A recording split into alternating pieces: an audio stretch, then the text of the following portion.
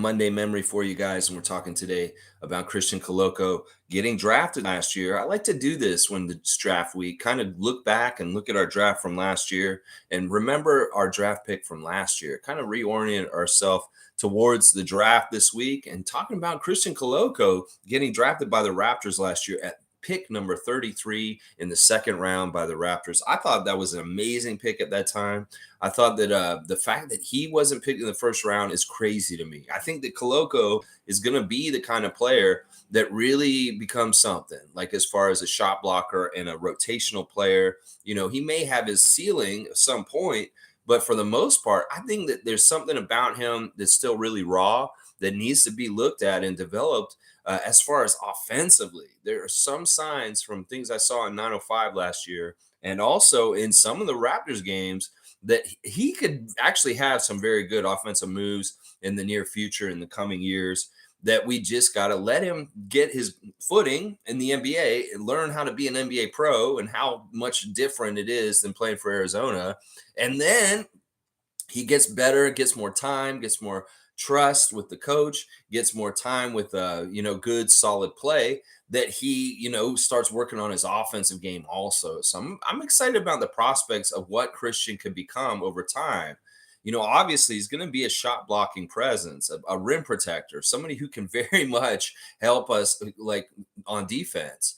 But I still think there's stuff on his offensive side that can be really mined and found out. And now that we have Darko, well, I'm like, let's figure out what he can unlock on this guy in certain ways. I'm so excited to see the future of Christian Coloco in the Toronto Raptors and playing for us. There's so many different great things that could come from him in helping the Raptors towards another championship. He's the kind of player that you want on your team because he gives a different look. In some ways, he's a specialist. In some ways, he's a very specific kind of tool to use in the lineup.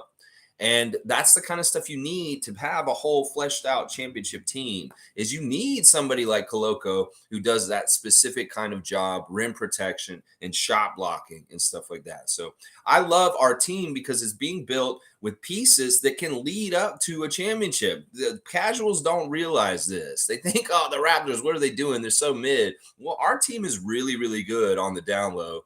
And it's just a couple things will switch. And then all of a sudden, yeah, we're going to be messing people up. And all the Raptors fans that were crying for change are going to be like, we were wrong and we're idiots and we should shut up because we don't know better than Masai Ujiri and Bobby Webster.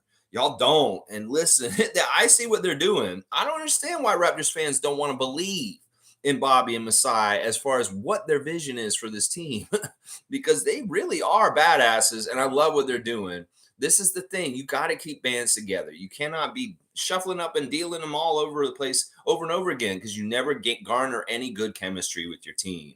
So I'm just saying, I love what they're doing, and I ain't got nothing mad at them at all for anything. In fact, I'm seeing a report on Twitter from last night saying a source is saying the Toronto Raptors are choosing to stand pat until after the draft is held on June the 22nd before deciding a direction for the organization. Their focus is on the 13th pick, sources tell The Athletic. So they're kind of doing what I've been saying. I don't want to trade up. I don't want to get more picks. I don't want to make a trade or anything. I just want them to pick the 13th pick, get a player, and then we'll see where we go with free agency and trades after that. But yeah, forget the noise. The source is saying the Raptors ain't moving nothing before this draft. There's a whole lot of hot air and buzz coming from south of the border with people that just fancy some sort of idea of OG this, Pascal that, and all of it's just a bunch of bullshit. I'm going to tell you right now, all that noise you're hearing about OG and Pascal, well, this two things. As I said the other day, Raptors fans, do not fret about the OG and Pascal trade rumors. They are going to be there no matter what. We've learned this over the summers in the past. Last year, it was all about OG going somewhere. The summer before, it was all about Pascal going somewhere. Well, it's a little bit of both this summer so far. And what we have to realize is, first of all, our front office is not really interested in moving them. Pascal and OG are plans for our future. We've built them up and got them to the player that they are now, that we don't want to waste all that development and time invested in those guys. So it's like, listen, other teams in the NBA, you're going to come to us and talk to us about getting these guys. You better come correct, because it's like, look, we really value them. You better really value them too and give us a package that we feel is fair. Because if you're not, we're going to just say, see ya. We don't want to talk to you. There's a lot of reports that people are frustrated with Bobby and Masai right now. And it's so funny. It's stupid. All right. Professional actually talking about this. Let's see what he's saying. Professional out of Philadelphia with his Nick Nurse Sixers jersey. Let's see what he's saying this morning. Did you see the multiple reports that said the Raptors were frustrating to deal with making trades? Do you think Masai Ujiri is just playing hardball, or is he asking too much for players?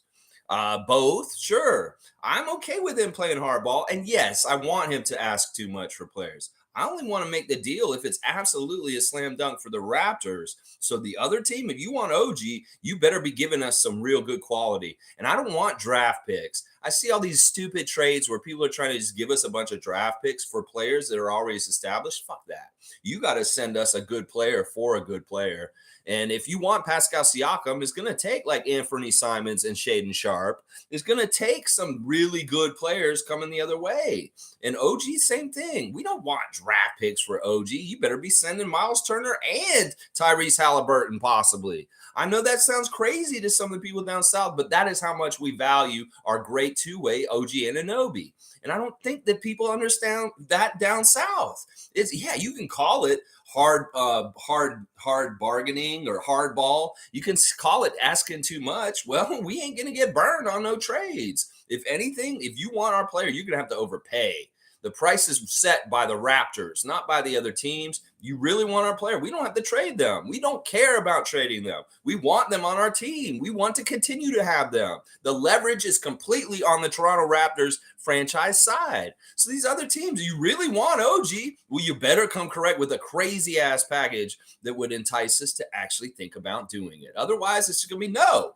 And yeah, call us frustrating. Call us like that. That's good business. That's smart business. These guys aren't making a deal just to make a deal. These guys aren't making deals just because stupid ass teams down south want us to make the deals to help them. We don't give a shit about what's going on with your franchise. We don't care if you don't have any combo guards or wings or any two-way players. We don't care about that. We got our own. We can keep them. If you really want one of our guys, you better really, really, really give us a good deal, and we will fleece you. So yeah, you want to describe it however you want to describe it. That's just the damn reality about the Raptors and their good players in this trade market right now. Masai and Bobby aren't fools. If y'all want to come and talk to us, you better come correct. That's all I got to say. You know, it ain't gonna happen unless you got something real and something good. And it can't just be draft prospects. Fuck that shit. We do not value picks like every other franchise in this league. That's another reason why we're hard to deal with. Because a draft pick doesn't mean jack shit to us. It really doesn't. So y'all don't put picks to sweeten the deal. You can put like 5 or 6 first-round picks, and we wouldn't give a shit about that. We want a good established player. If you want OG Anunoby, you better be giving us one of your starters and maybe one of your better defensive players as your starters. So that's just how it is, professional. I'm sorry. And we're not really talking to the Sixers. So I know it's not you. It's just these other teams. Sure, get frustrated. That is, we're not dumb. And that's how you have to deal with. You deal with the Raptors organization. We don't have to make moves. We built our house ourselves, and we like our house. We don't have to come and bail out other teams because they're on fire or they suck or they don't like their team or they're lacking this. Our good stuff isn't for them to just come and take when they want it. Yeah, you better be paying a good price if you want to get an OG or a Pascal. That's right. Trevor J's here. Good morning to Trevor J. I'm so glad that Masai turned down those bitches. Yeah, those bullshit deals. That's right, Trevor. That's saying he's so difficult to work with because he doesn't want to take that trash. They want our best players for draft picks. Exactly. Trevor J, echoing what I just said, we don't want draft picks. I don't understand what these other teams are thinking. We don't want your draft picks. We want a good quality player that is commensurate with that. We really like just having OG. We really like just having Pascal. So it's like, why would we want to trade them? They like being here. We like them. You better have something really good if you want to disturb that kind of relationship between us with them. And I don't think y'all are coming correct. You're insulting us, in fact, probably. As Trevor has said, that bullshit just ain't gonna fly. We don't even want to hear it. If you ain't gonna call us with the right kind of deal, then don't even call us. How about that? Trevor's also saying, I'm glad that he told them to go and kick rocks. I'm so proud of our front office Those teams don't even want what they have, trying to give it to us. We don't want your trash. That's exactly right. Memphis's deal with us for OG is ridiculous. Santee, Matthias Jones, and draft picks? No, no, and no. You better be sending us somebody of the quality of, like, you know what? Maybe we'll talk about Jaren Jackson for OG Anunoby. Straight up. Maybe we can do that. But otherwise, nah, don't even talk to me about that. So, yeah, they're crazy, Trevor. Good morning to you. Always good to see you. All right, David's here. David beat me in the WNBA Fantasy League this week. Good job, David. Really getting a high-scoring output this week. I've had some injuries this week. I was sorry to see Diana Taurasi out a lot of games this week. That really hurt. And then it just seemed like this week you got more players to be able to be available. I saw you working the waiver wire, though, David. Really, really savvy, smart guy, David Saborin. And he got a win over the Raptor Freak in WNBA Fantasy this week. Congratulations. Now, I just want to say on that note, I had to change the schedule for the season just a little bit last night because I noticed that some people were playing some people 3 times this season and not even playing all the teams in the league. So I had to adjust the league schedule a little bit with the last 2 weeks to ensure that every single team in the league plays each other. And also nobody plays each other 3 times. That was really weird. So there was a little bit of an adjustment to the schedule yesterday. And it was just really me fixing the kind of issues with too many times playing one team and also not getting to play every single team. So if you see that your schedule is a little bit different this morning, also, David, I set up the grudge match for the last week. You and me, David, for the rematch the last week of the season. That's right. I want another chance. I do, because I was like, I can't just play David once. I got to play him one more time. So we're going to play at the end. All right, David's saying the only way Masai makes trades is if he's fleecing you. That's all there is to it. Exactly. The only way you may get this trade is if Bradley Beal forces the trade, a really bad trade for Washington. But also on the same token, a very bad trade for Phoenix also. I'll talk more about that if y'all want to talk about the Bradley Beal trade to Phoenix. Very interesting stuff. David's also saying, hey, professional, let's make a bet. Do you think Joel will hit more layups than he ends up on the ground this year? I feel so embarrassed for Joel, the fans, the world in general. When people are chanting MVP, it makes me not so secretly vomit. I'm so grateful to not be a Philly fan and not so stupid and blind to see how fucking useless Joel is. Well, that's out of my system. I feel better now. Good morning, Raptors family. Let's keep the good vibes rolling. I love it. David had a little bit of negative feeling towards Joel and the Sixers this morning. He just had to work it out in the comment section. And I'm glad that we have the outlet provided here for him to go off and say how he feels about this. I can't disagree with a lot of what he's saying. And I wouldn't say it so rawly as he has. Maybe I would, but I would echo all these sentiments also. I don't know about the bet about the layup or the falling down. He gets in trouble when he falls down this year. So I don't know if I'd take that bet I would maybe take that bet with you, David, because I probably would win. But listen, this is true though, David. A lot of Sixers fans are embarrassed of Embiid and they're kind of fed up with him. There's a big contingency of them that really do love him still and very much support him. But there are some that aren't thrilled with him. And they're really kind of like, what the hell is wrong with you? You keep embarrassing us over and over again in weird ways. And we're kind of sick of it. In some ways, we're worried about how far we can get with you. That, in some ways, you're not necessarily the kind of guy that will get us all the way to Larry O'Brien for some reason. So there's a lot of Sixers Nation that does not trust that Joel is the right leader to get them to a championship. As I said the other day, if things don't go right this year with Nick Nurse coaching them, they're not going to blame Coach Nurse. The Sixers fans have already decided that Nurse, they have confidence in. They've seen how he's played against them as a coach with the Raptors, and they really like him, and they like the idea of having Nick Nurse as their coach. Well, they may be more likely to turn on Joel than Nick Nurse this season if things go bad, especially if it looks like Joel is not actually working as hard as he should be for Nick and what he's telling him to do. Well, they're going to say, Joel, you're a lazy ass. We don't want you on this team anymore. So it could be very interesting if there's dysfunction and losing and bad times in Sixers land this year. That could be everybody turns on Joel and not on the coach, because I'm already predicting that they love that coach. They want to continue with Nick Nurse no matter what, and they're going to start saying Joel's the problem. So we'll see. We'll see what happens, David. There's a real dumpster fire starting to be created in Philadelphia this season with the personalities that are around that franchise at this point. It's going to be really interesting. Dana's here. Good morning, everyone. Good morning to Dana from Canada. Always good to see Dana in the morning. Happy Monday to Dana. And let's start this week right. Nako is here. Good to see Nako the Nacho, my good friend Gerald. What is Nako saying this morning? Given what Phoenix gave up, I would say it is a steal, but I do not feel this deal for Beal. I like this. Who are you, Dr. Seuss, Nako? Did you even try to rhyme there, Gerald? You're getting a dunk just for rhyming, even if you didn't mean to. Let's see. All right, Nako is not on here yet. Gerald, you're getting your first dunk, which is awesome, because I don't even know if you remembered. I did write Darko's dunk in from the other day. Mr. Rajakovic did want a dunk for what he said the other day, and I made sure to give you your dunk, Coach Darko. So you're on there too. I love what you're saying, Gerald, even though it's Dr. Seussian. I think this is true.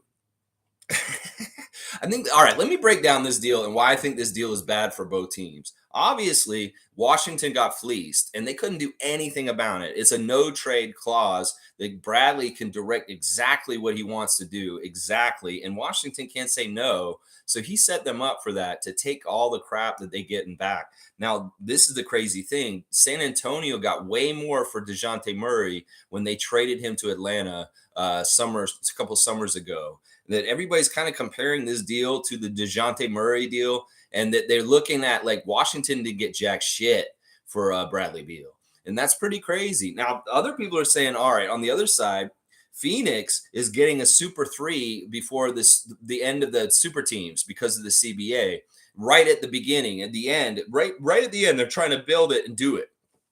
Kevin Durant, what the hell, man? You need to have 2 guys on your team, every single team you go to. The fact that you have not won more with so many good players around is going to look really bad in your legacy in some ways. Now, I'm going to say this. Once again, we have 3 of the highest usage shooters in the NBA on one team.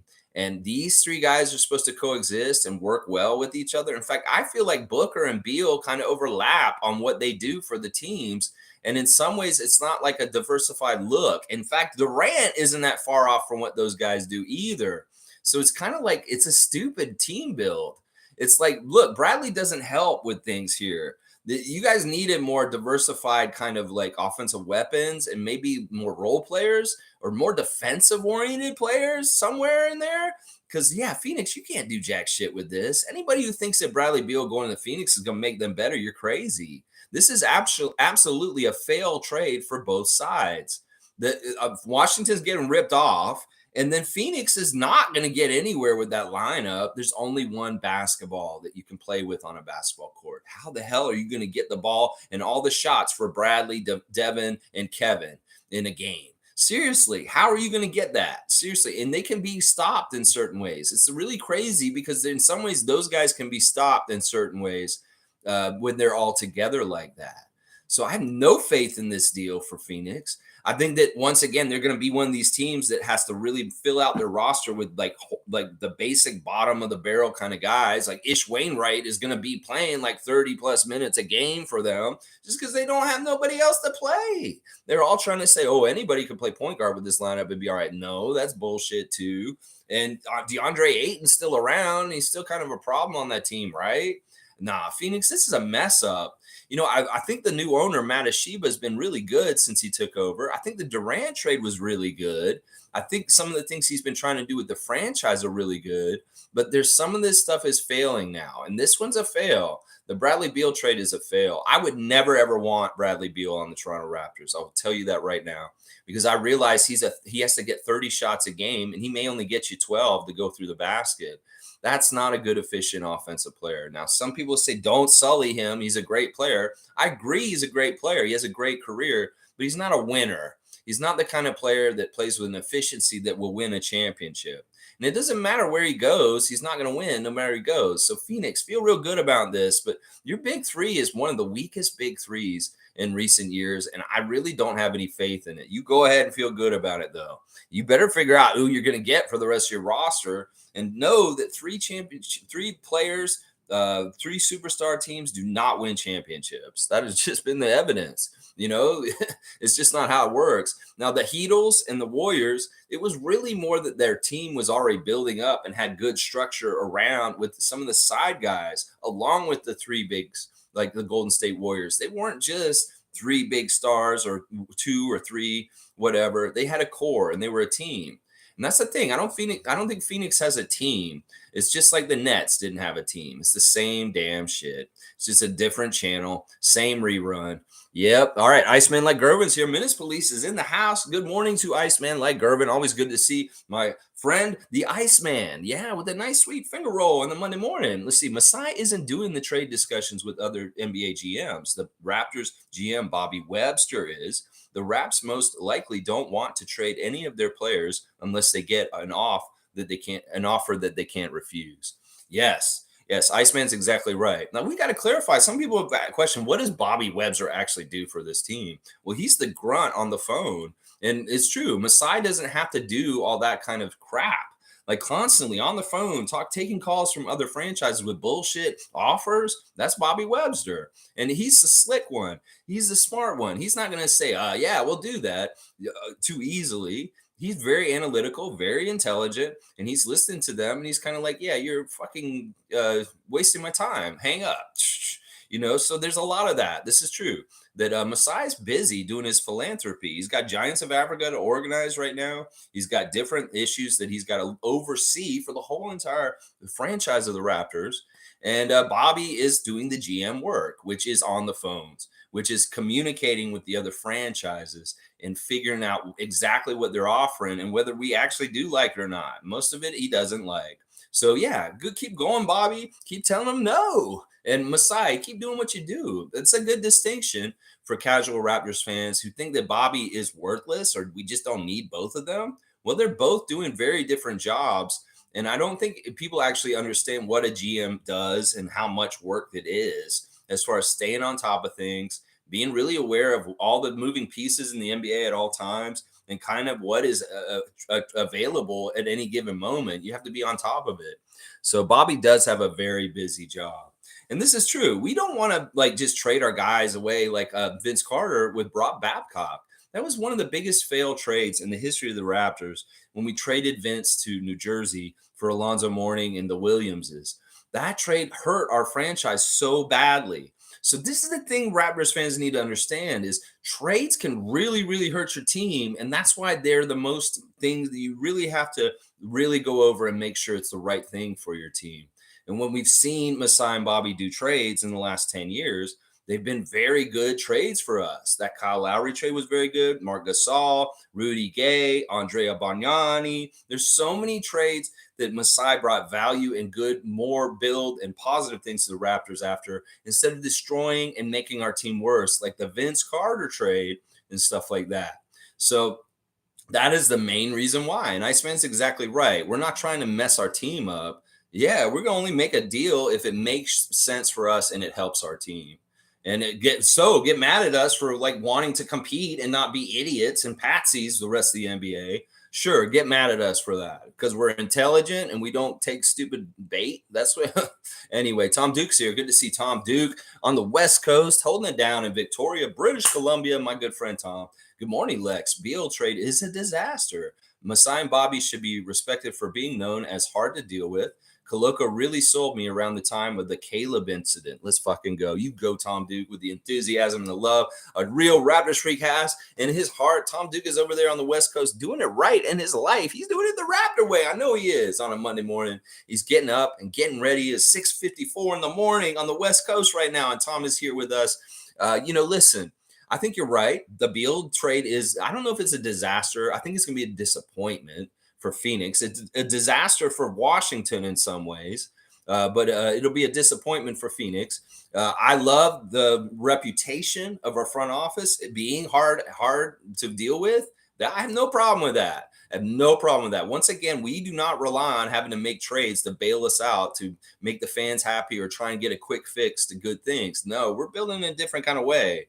So we have so much more leverage than other people. In fact, that's part of the philosophy. Masai and Bobby are saying, well, how can we make our team more valuable? Well, let's get a lot of leverage in the trade market by getting very attractive players and developing them ourselves and making them into somebody. And then people will really want our players. Well, that's how we make value into our team. So forgive us for really making great, fantastic players in the league and not like devaluing them and saying, oh, yeah, we made this guy up. Oh, he's so great at this point. Yeah, we'll just trade this for a couple scrubs. No, fuck that. What do you think we are? We're stupid? You come on, seriously. So I'm so happy about that. And Koloko, yes. Listen, there's signs of some brilliance in that kid. The thing is, he has a high aptitude as a young man, a very, very smart guy. He's all about learning, and his sky's the limit for a young man like Christian Koloko, who's very open-eyed and ready to sponge in information as he becomes a better and better pro in the next few years. I want to see the Darko effect on each and every one of our Raptors and see who really makes some leaps under the system with Darko and the other coaches we're bringing in that are all development oriented. So this is going to be very exciting to see who's going to make leaps and progress in their game this season because of our new coach. It's going to be very, very fun to see. Nako saying Koloko, Precious, and Scottie are an underrated young core. I really believe this. And yes, our older cohort of guys, OG, Fred, and Pascal, a lot of people separate the two and think that they can't go together. But I don't believe that. I think that we have like an older group and a younger group, and that they can, as much as they can stay together, they still have good synergy between each other. It's not like our older group is all in their 30s. Now, if like it was Scottie's group with Precious and Delano and Koloko, and they're all in their early 20s, and we had like a group that was like in their early 30s, from like 31 to 35, I would say, yeah, that's a little bit too spread apart as far as the cohorts. But where Siakam, OG, Chris, Fred are is very much like reasonably not that far. So this group together, even if they're two different kind of age groups, the late 20s guys and the early 20s guys, they will be fine together. In fact, what happens is we'll have our late 20s guys get into their early 30s, and then we'll have the early 20s guys get into their late 20s, and then boom, that'll be right around when we're ripe to get the next Larry O'Brien. Watch. So in some ways, we want to cook this up and take time to long cook this stew. Just like the Denver Nuggets did, to get to the fruition of a really great second NBA championship for the Toronto Raptors. So I don't think that their cohorts are too far apart. I think that there's enough of a closeness. And OG is kind of the guy right in the middle of it all. OG and Gary. Maybe OG's just a little bit more right in the middle, just because of his connections to Pirtle and all them, Pirtle and Pascal and Fred. And then he has some strong connections to the younger group too, right in the middle. So, yeah, let's keep going. Cool Cat is here. Good morning to Cool Cat. We missed you yesterday, but so happy to see your comment. Yeah, it was fun having my dad on the stream yesterday. It was really good Father's Day. We planted those potatoes. It was a really good teamwork done by my mom and dad and I. Got out there and got those taters in the ground. And in 100 days, we'll have some potatoes to pull out of the ground. It's going to be fun. Let's see. Good morning, Raptor Free Crew. Koloko will be a great player on our team. I have no doubt. He's a great defensive player, an offensive player. Nick Nurse didn't use his offensive skills, unfortunately. He's a three-point shooter, too. He's toying with it. I don't think he's completely a three-point shooter. I mean, he's kind of got a nice shot. But I don't know if he's got to develop it, and I'm sure he'll get better with it. But I don't have a whole lot of confidence in his three-point shooting yet. In some ways, if he goes to 905 again this season, which he should be down there for some chunks of time. I want to see him take more threes and be more daring in that kind of way. So yeah, I'm all about that. He's definitely a great defender. We'll see how he comes along with his offensive skills as the years go by. Yeah, I'm excited about Koloko. I think he's a slam dunk. Seriously, that with his skills, his body, that's the thing. In some ways, what Bobby and Masai are doing is they're drafting guys for their body and for their height and their attributes, like you can't change, like wingspan. And like just Scottie, Scottie is such an athletic stud. You can look at him and say, this dude has an NBA frame coming in already. Koloko has these arms and just the way he runs at his height. This is all a crazy combination of athleticism. As Mike put it, Chris Boucher is a unicorn. He's somebody that's not like anybody else in the league. And that, we have certain kind of players that are not typical. They're a little bit rare to get. And that's part of the reason why people want our guys so bad, is because we're really drafting guys for athleticism, their body frame, and just how good and prepared they are for the NBA. That's what really is informing me this week for our draft this week, is that's kind of why I don't like Kobe Buffkin or some of those guys that I put on my spreadsheet that I'm not too thrilled about, is because they don't have NBA ready bodies. And Bobby's been drafting guys that are ready for the NBA pretty much. I mean, Koloko's skinny, but he has the frame to fill out, and he'll be able to throw things around, weight around in the NBA soon enough. Watch. So it's that's what I'm looking at too when I'm looking for this draft. Who's got NBA ready bodies? Who's got a frame that can take the new size and speed of the athletes that they're going to go against in the NBA level? And I'm not necessarily interested in somebody who's got to get in the weight room and really lift a lot of weights. We've got enough guys like that in some ways, like Delano and Koloko, that, these guys got to get big and strong themselves. And I'm not really waiting for no youngster down there like that. They need to come packaged and ready, is what I'm saying. Iceman saying enough ring chasing bench players will make their way to Phoenix on below market contracts to fill out the depth chart. Ayton may be traded as well. Chris Paul, Ayton, Durant, Beal, Booker, Payne. Yeah, I think Paul's in the trade to Washington. Now, one of the things that has maybe been clear is that if they waive Chris Paul in Washington, he cannot return to Phoenix from this deal. That's not allowed in the rules, that they could just like get him back all of a sudden for nothing back on Phoenix. It's not allowed. So there's no way Chris Paul can return from this deal back in some sort of weird, convoluted, low contract way. I did find that out last night for sure. You're right. There will be some guys that are willing to get discounts and go there, and we'll see. I don't have a lot of faith in them. I really do feel like this will be just like the Brooklyn Nets, but worse, because in some ways the three that were in Brooklyn were better than than this one. I think that Durant, Irving, and Harden was the best three combo of the three that we've seen with Kevin in the last couple of years, and that this one it's too duplicitous between Bradley Beal and Devin Booker. I feel like that in some ways they're too similar in what they do. And then once again, who the fuck is going to play defense for them? Seriously, defense matters, Phoenix, and y'all don't have a good defensive team. You can have all the offense in the world, but it also could be your guys are hurt all the time. Bradley has a pretty bad record for being hurt. So does Kevin. And, you could have like this situation just like in Brooklyn, where it's always like one or two of them are out, and there's only one superstar playing on a given night. And maybe Bradley Beal's the only one out there playing for Phoenix sometimes. It's that kind of stuff. You build your roster where you have those three guys you center around. Well, some of them are hurt. Your team gets real bad real quick. You have Kevin Durant out for a couple months. That's going to really, really hurt the Suns, because they won't have as much to make up for it. And they'll be looking like the Washington Wizards West all of a sudden. Watch. Seriously. So we'll see, Iceman. You're right. There will be people that think that this is a way to go and chase a ring easy. But I think that that's false thinking. In fact, I would pick Denver's team to beat the new Suns with Bradley Beal easily, because they're a real team.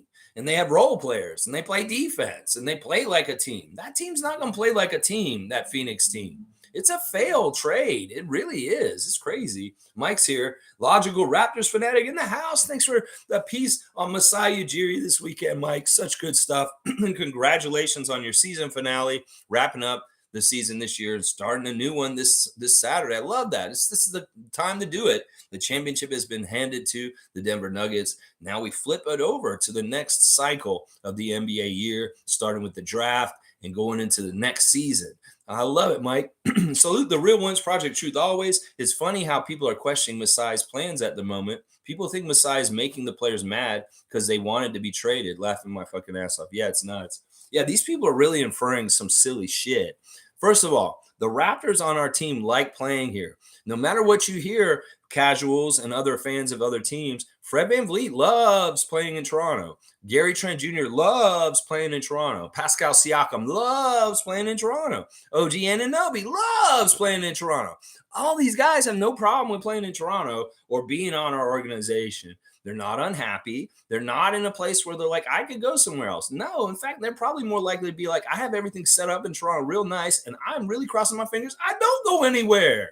Seriously, Siakam makes it seem like that with his little beach getaway that he's on right now. He's like, I won't worry about it because I ain't going to look at it. No. I'm not looking. I'm not listening. I'm at the beach and I'm turning off all my social media so I don't hear any of your off-color, stupid-ass trade rumors and all the different noise on Twitter and social media right now. No, these guys do not want to go. And Mike's exactly right. And that's the disconnect. They all just assume everybody up here doesn't want to be on Toronto and that they need to be saved. Oh, we need to save OG from being in Toronto. No, OG doesn't need saving. He's out on a walk with his girlfriend in a sundress, and they're reading books, and they're having a nice time walking down Spadina Avenue.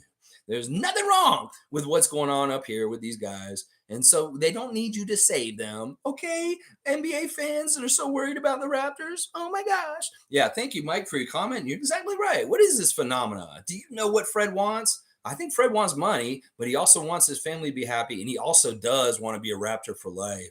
Can we make it all fit and work in the same place? I don't know. We'll have to see. Fiercey's here. Good to see Fiercey Sarah here in the morning. Good morning, fam. Darko's arrival and the coaches who will assist him are a breath of air and reset, a breath of fresh air. Our bench and even established players will be fire. I want to see the team chemistry. I want to see the connectiveness. I want to see the anti-isolation offense that we're going to have. And I want to see how these guys blossom and get more gelled and just have more easier time scoring. That's really was the most painful thing last year, was watching the team struggle to score and just thinking about this team is so bad because they just can't score. They're really good defensively. They're really good athletically. They're really good in all kinds of different aspects. It's just that offense needs to get tuned up, fixed up, figured out, and a little bit more synergistic to have more efficiency. And that's what Coach Darko is going to come in and do, hopefully, Fiercey. I'm hearing you what you're saying, and I'm all about it too. Good to see you, Fiercey, as always.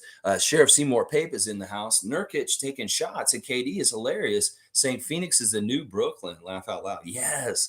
This is another really interesting phenomena about the new NBA with Twitter is trades happen, and other players on other teams are commenting on the trades like immediately. Josh Hart, Yusuf Nurkic, Jay Crowder, all commenting on this Beal trade last night.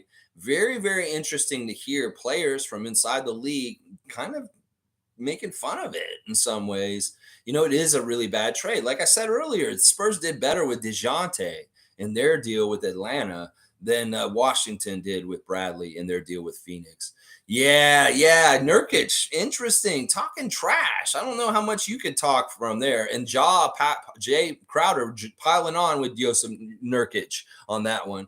Josh Hart just questioning how many picks they're getting. You got them for that many picks? That's a joke. So the new NBA, we have a peanut gallery that includes the NBA players themselves commenting and reacting in real time to stuff like this. It's very interesting. In some ways, that development of that kind of stuff is kind of a new can of worms being opened up, where there could be all kinds of bad collusion or weird stuff because players are so outspoken about deals publicly, where everybody can see what they think. So I'm interested to see what happens with this more in the future. KD is so outspoken on Twitter himself. In fact, he's so funny with going right at fans and saying, "What do you mean? Yeah, well, what do you think I should do? Huh? You have all the answers, couch court champion. You just sit on your couch at home and watch me. I'm out here doing it for real." That's what Kevin's telling people on Twitter. I love it. You go, Kevin Durant, in your interaction with the fans. All right, let's see. Cool Cat's also saying, I look forward to seeing Scottie, Precious, Koloko, Banton as our next core after Pascal, OG, and Fred era. See, I don't see these eras as being separate, Cool Cat. I really don't. I think that this era is just this era, and we have guys from different age cohorts that are within this era. I really don't look at this as like these guys are seniors and these guys are freshmen. I look at them as all being in the same school at the same time, and they're all a part of the same era. I really don't like delineating a line between the old guys and the young guys on our team. I think that the way teams progress and develop over the years, you kind of can have guys in different age brackets that kind of this better synergy in some ways. So I don't know. I caution about drawing a line between eras because it's really not like that. The era of Scottie very much could be the era of Siakam at the same time. It's not like it has to be delineated one for or the other. They could just be together and have it together and be in the same team at the same time in the same era. I feel like it's a weird thing to do, especially since it's only really like I don't know 6 or 7 years in between most of them. So professional saying David Saborn, I'm torn. Joel is pushing 30, underperforms in the playoffs, and is constantly hurt. On the other hand, you can't deny his talent as the MVP. Dirk's won his first ring at 32 and Akeem at 30. Yeah, see, they're looking at the clock and they're thinking about Joel. They're thinking about where his legs get them. How far can he really get them with who he is and how he is? And they were a little worried. They don't want to waste their time. This career of Joel's could be really kind of not the most impressive by the end of it for certain reasons. So they're kind of like, well, do we need to cut bait and get rid of him and just like, yeah, let him go to Miami. We're sick of him anyway. Maybe we can get some good players from Miami for him. There's a lot of Sixers fans thinking about this, that if some team really wants Joel Embiid like New York, well, can we get Mitchell Robinson, RJ Barrett, and do a little bit of a shuffle up with our team in a different way without the big man here? Because they're not sure about him. I'm telling you, they're more sure about Nick right now than they are about Embiid. And that tells you a lot right there. He's the MVP.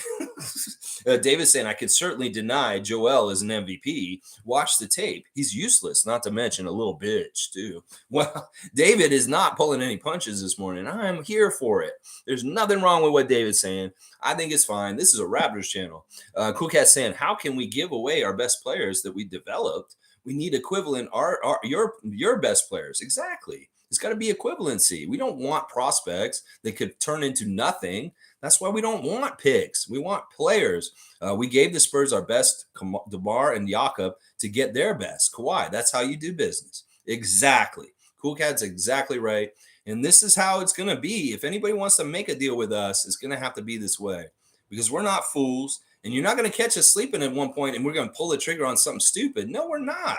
In fact, if I saw a deal like that coming from Bobby Webster or Masai, I think that there was something wrong with them mentally or incapacitated, just like for a small period of time. And then maybe, whoa, you were in your right mind, Bobby, when you took that deal. Can you rethink on that? Can you rescind that, please? Because if I saw some trade, I was like, this is bullshit for OG.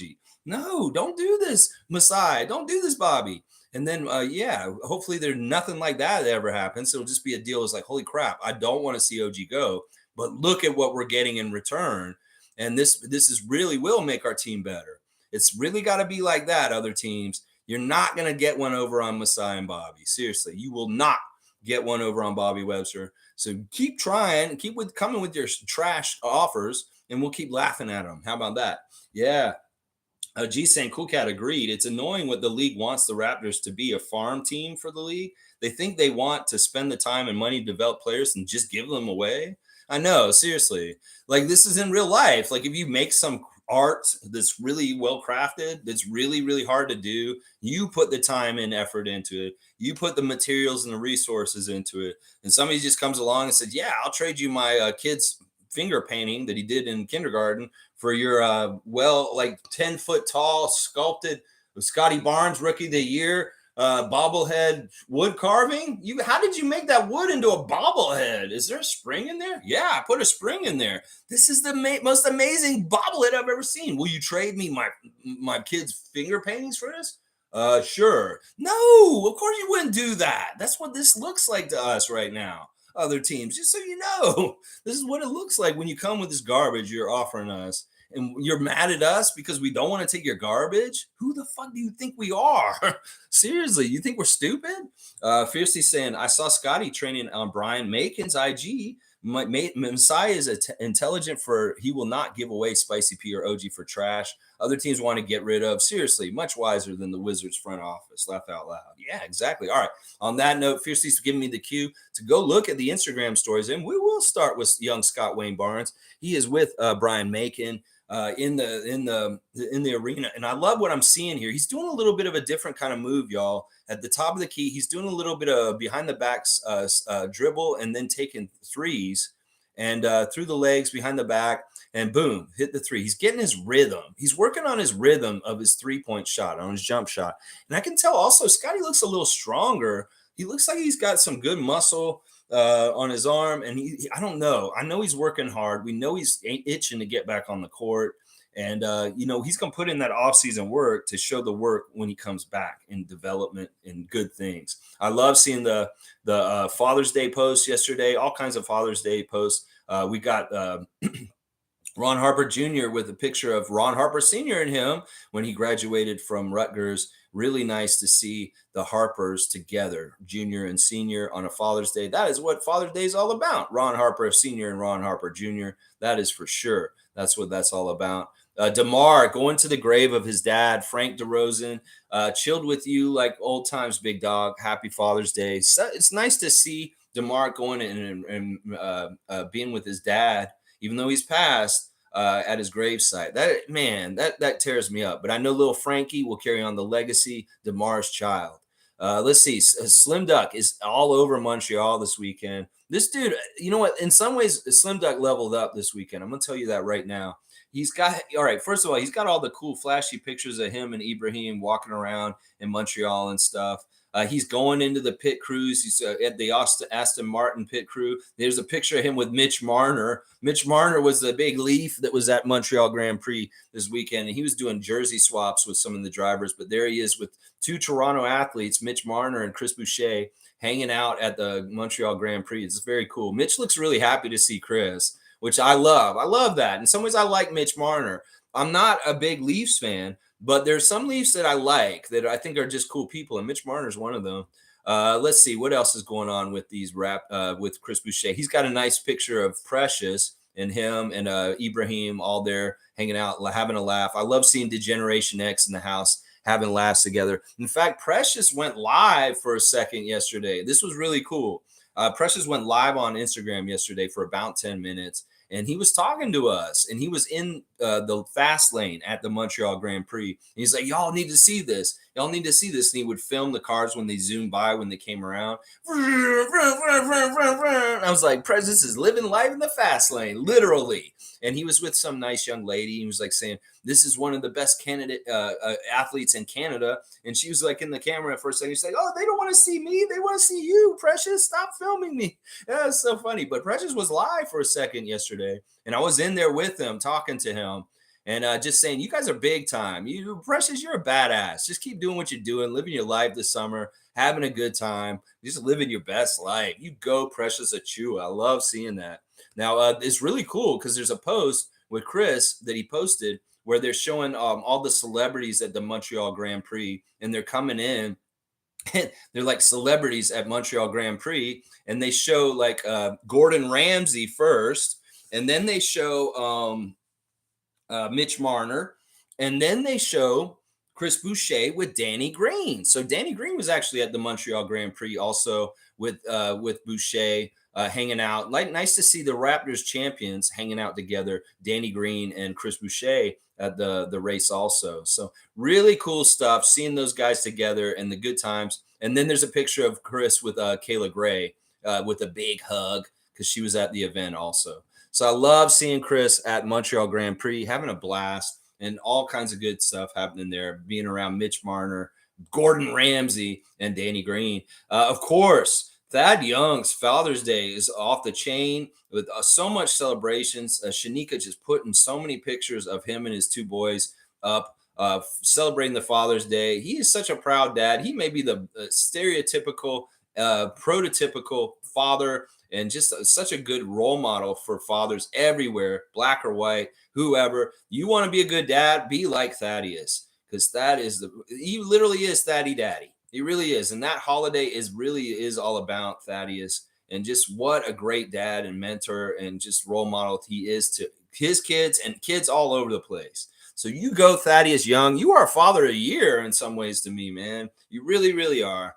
And just such a great role model as a dad. Precious loved that race. I'm telling you, on his Instagram, he has pictures of all the old, they look like Austin Martins.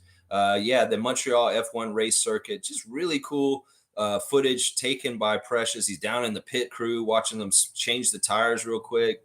Yeah, Precious was having a good time yesterday. He was in a really good mood when he was on live.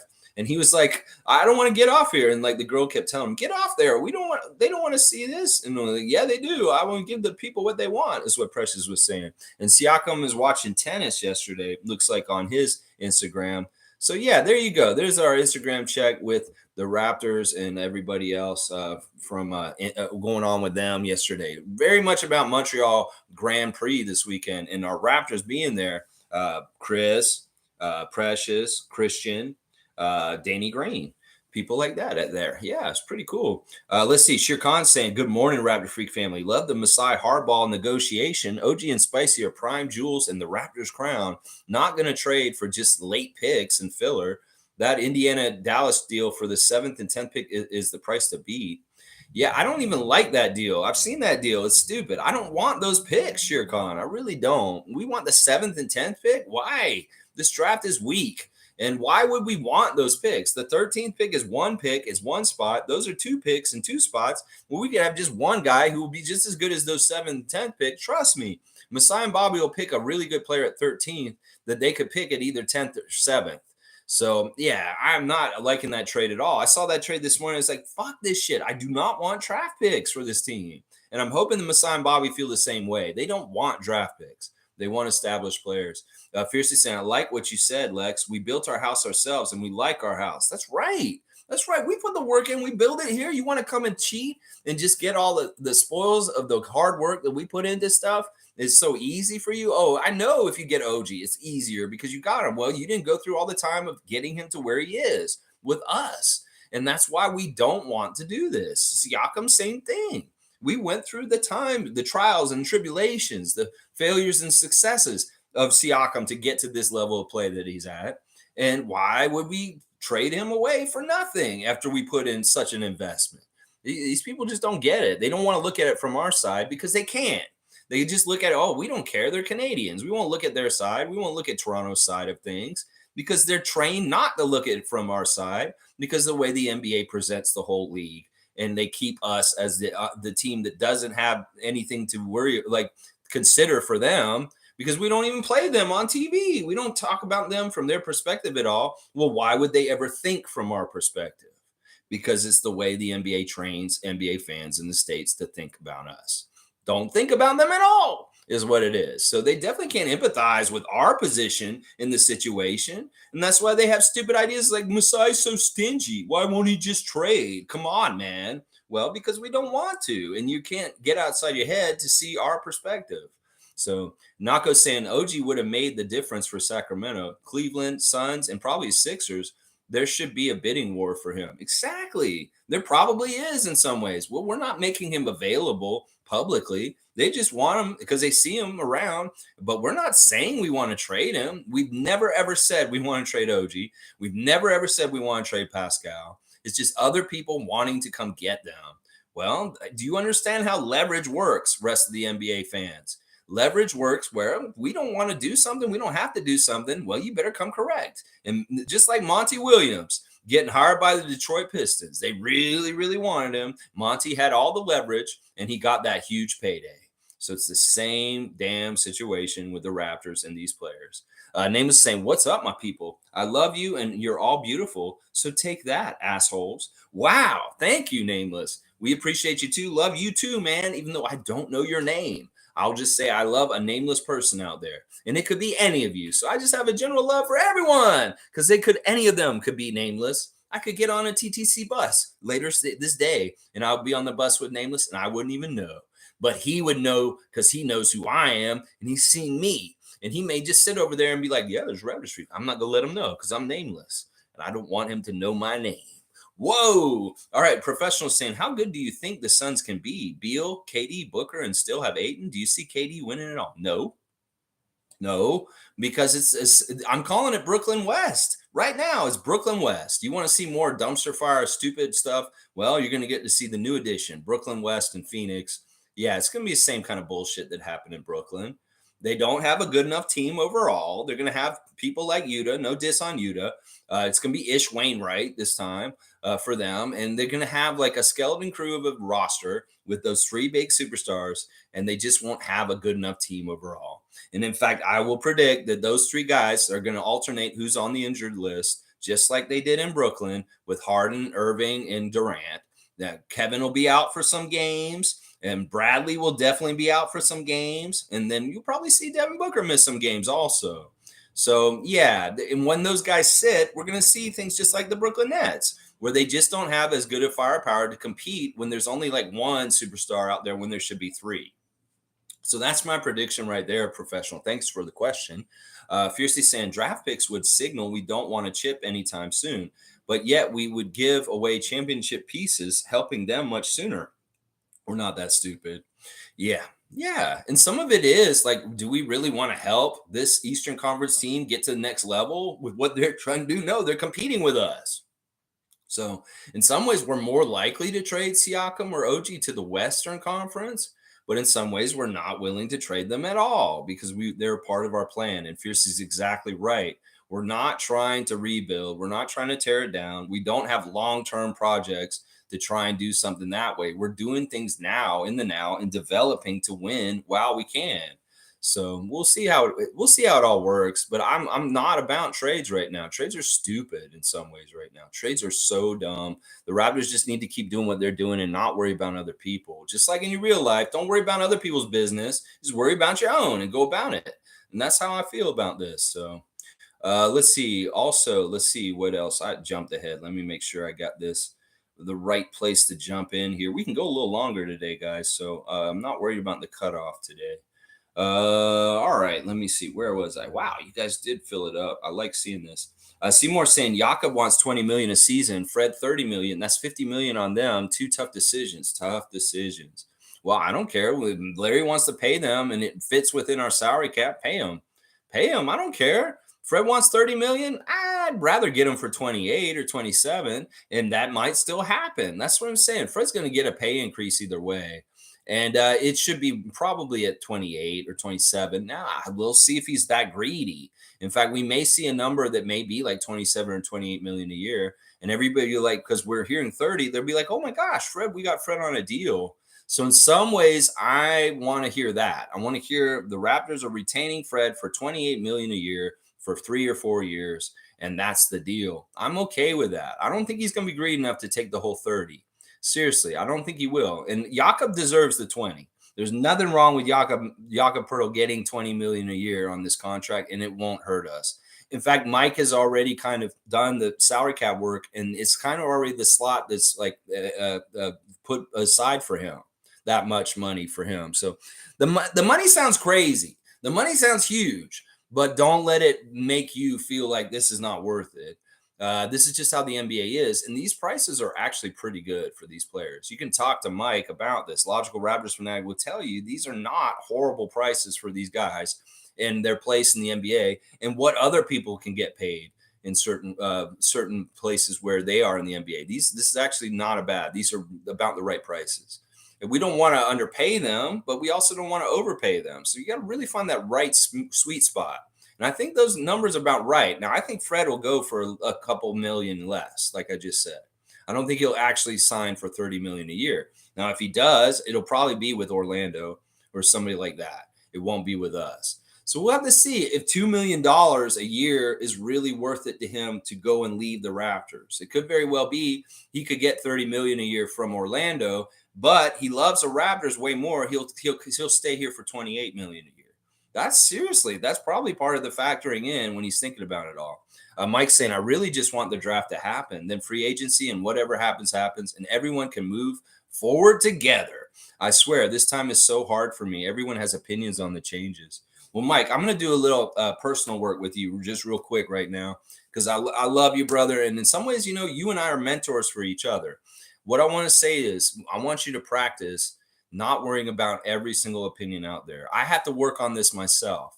It used to be I wanted to be a keyboard warrior and fight every single person online that had some crazy ass view that was anti-Raptors or anything like that, or crazy like trade talk. And I go in there and try and be a fact checker and kind of really get in there. Sometimes there's too much at this point. You just got to throw your hands up and just walk away. It's not worth it. Now, if you see it in a very high profile place where there's a lot of traffic and people are seeing stuff, and you want to stand up and get involved there, it may be worth it. But not every single little troll along the way, because a lot of them don't matter and it's really just noise. It's not necessary for you to ingest. So I want to give you an exercise in realizing when you just got to take yourself out of it and listen to your inner voice. And when you're getting frustrated and mad in the way you're describing, because I know I feel it too at this time of year also, you just got to take a second to say, you know what, this isn't worth my time. I'm going to go work on something that's productive, like my channel, or I'm going to go do something else in my life. Because there's so much bullshit online at this point. There's so much toxic, out of pocket lying and just hearsay and bullshit conjecture that it's not worth it. You can't do anything about it. It's like the garden you can never weed all the weeds out of. So that's what I do. I practice separating myself from it, and it doesn't matter. I just tell myself this doesn't matter. This noise is going to be out here anyway, and I don't need to justify it by responding to it. I can just be like, this person's an idiot and move on with my day. Because I know how you are and I know how I am, and I'm similar to you in that. And I've had to learn this more and more in recent years, which is how much bullshit is out there. You just got to say, it's not for me to fight. There will be fights for Project Truth that make sense, and you'll know when those are. Just don't go for every little battle. Pick your battles, basically, is what I'm saying. Race Mode saying, does anyone want to buy my team for $3? Race Mode is not, you're not doing totally horrible with the Scarborough Sizzle there, Edmund. You can salvage your team in some ways. I don't know. Maybe you should get your boys involved or something like that and make it a father-son project and like see if they can help you manage it and keep on top of it. That could be fun for them. I don't know. You just got to be more on top of it more daily, as far as like making sure you get your players in there and put them in the lineup so you collect the stats. That's all you need to do, Edmund. It's really, you got to come and check it like every day in the morning for like 2 or 3 minutes, not even that long. So, it's up to you if you want to make the change, but please don't sell your team. Who are you, Michael Jordan? Edmund's over here trying to be like Mike. Like Mike, if I could be like Mike, I'm going to sell my team like Mike. Monique said, year 2, let's go see Loke. Yes, I was shocked with last year's draft. Good morning. Good morning to you, the greatest super fan of all time. Monique Lawrence is in the house. We love you, Monique. So glad to see you this morning. That's right. Year number 2 for C Loke. We want to see better things for you, Christian. More time, more usefulness on the court, better value out of you than we saw last year. And I'm sure we will with our new coach, Coach Darko. He's going to do a better job. I see it coming. David's saying 2.25 and I'll consider it. Okay, so he's saying 225. He'll buy your team, Edmund. Now, see, this is the thing. David's got the number 1 team in the league right now after beating me yesterday. And I don't know, David, do you need 2 teams? Come on. Maybe Peter should run the other team. Maybe that would be fine. But I don't really like the collusion of you running 2 teams at the same time. It really could be this thing where all of a sudden, mysteriously, you acquire Edmund's team for 225. And all of his best players are all of a sudden on the floppers, and you have sent all your worst players all of a sudden, like some weird trades going on. Could be some collusion. So no, there's a rule in our league that you cannot have 2 teams. Somebody tried to do that in our fantasy basketball team for the NBA on Yahoo last year. No, there's only 1 team per person, David. You are not allowed to buy Edmund's team. I'm sorry. And if you get Peter to come do it, that's different. Fiercely saying the professional, it won't make a difference. I believe the match with Harden, Kyrie was better than Booker and Beal. Yeah, I believe that too. The talent's just different and varied. Like Kevin, James, and Kyrie are very different, very top level players. Now, Booker and Durant are very similar already. And then you just put more of it on top with Beal. That's the difference. It's the skill difference. These guys have a lot of overlapping skills that are exactly the same in some ways. So it's not a good look. Phoenix is going to be really weird. They're not going to be a good team. Trust me. Everybody thinks they're going to be a good super team. They're just idiots. They see three superstars on a team and say, this team's going to win the championship. That's not how it works, y'all. Haven't y'all figured that out yet? It's not you put three good players on one team and all of a sudden you're going to win a championship. That's not how it works. Seriously, this team's not going to win.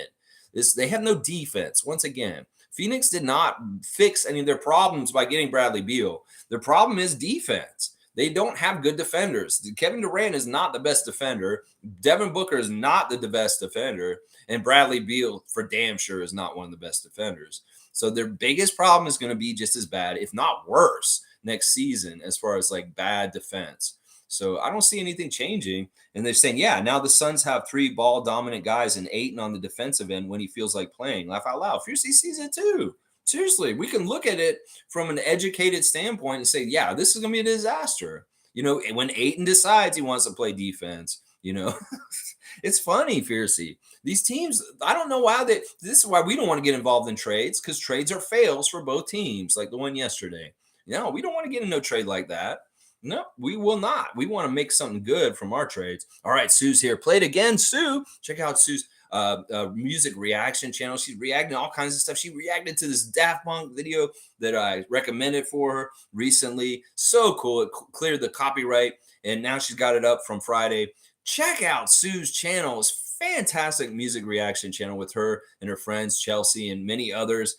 Just looking at the old songs, new songs, all kinds of songs, reacting to music videos. And she has a really learned experience with music. Like, she really understands changes in music and styles of music. And I love that she goes in and she gets factoids and little things about her clips and kind of gives you a fun fact or something that you may not have known about a song you've known for decades. So, Sue, you keep going with Play It Again, Sue. Y'all, please give her a subscribe. Good morning, everyone. I agree. I'm so glad Masai is not being a pushover with trades. We aren't giving our great players up for buffoons and but for buttons and a smile. Wizards Suns trade is bad all around. Yeah, we see it too. It's ridiculous. Why would you do this, Matasheba? I got to question your thought process and what you're trying to do in Phoenix. You're making big moves and big splashes, but I don't know if you're really thinking them through, is what I'm saying. G saying KD, Booker, Beal, Ayton combined get paid around 165 million more than the entire signed Raptors roster. So yeah, you tell me we can't sign Fred to 28 to 30 million a year this summer. You tell me we can't sign Jakob Poeltl to a 20 million a year contract when what G just said. These guys, just the four of them, are making 165 million more than our entire team. See, we're not really getting into the big spending yet, because the big spending is about to start with these guys like OG and Pascal and Scottie and different people. When their contracts come up, well, we're going to have to get into more spending. And our salary cap may be going up with paying a lot of different guys, because we're not really doing that right now. Many Raptor fans don't realize that having Siakam as our highest paid player where he is, that's nothing compared to some other teams with their supermax and how much like Giannis or LeBron or different people have been getting paid. Pascal is cheap compared to the highest paid player on a lot of other teams. So the Raptors have some money to spend, and we're in the position to pay these guys the right kind of money to keep them around. So Monique's saying Suns are officially the ball hog team. That's actually right. Seriously, we could call them that. We'll call them Boss Hog team. Yeah, Roscoe P. Coltrane and Boss Hog and Flash the dog. Yeah, they're going to be like Boss Hog team. That's what we'll call them. We had the South Beach retirement home in Miami last year. Well, we got Boss Hog team out west now in Phoenix. The ball hog team. I love it. Seymour saying Payne, Beal, Booker, KD, and Ayton. So Cam Payne will be their starting point guard. It's not horrible, but yeah, I really wonder, like, are they going to be able to keep Terrence Ross? Are they going to be able to keep Bismack Biyombo? Are they going to be able to keep some of these bench guys that they've had around now that Bradley's here? And maybe they won't have the money. You know, they're fleshing out the rest of the roster is going to be really interesting. There may be kind of like guys from the gym, the YMCA gym coming down from Phoenix to come play for them because they can't afford nobody.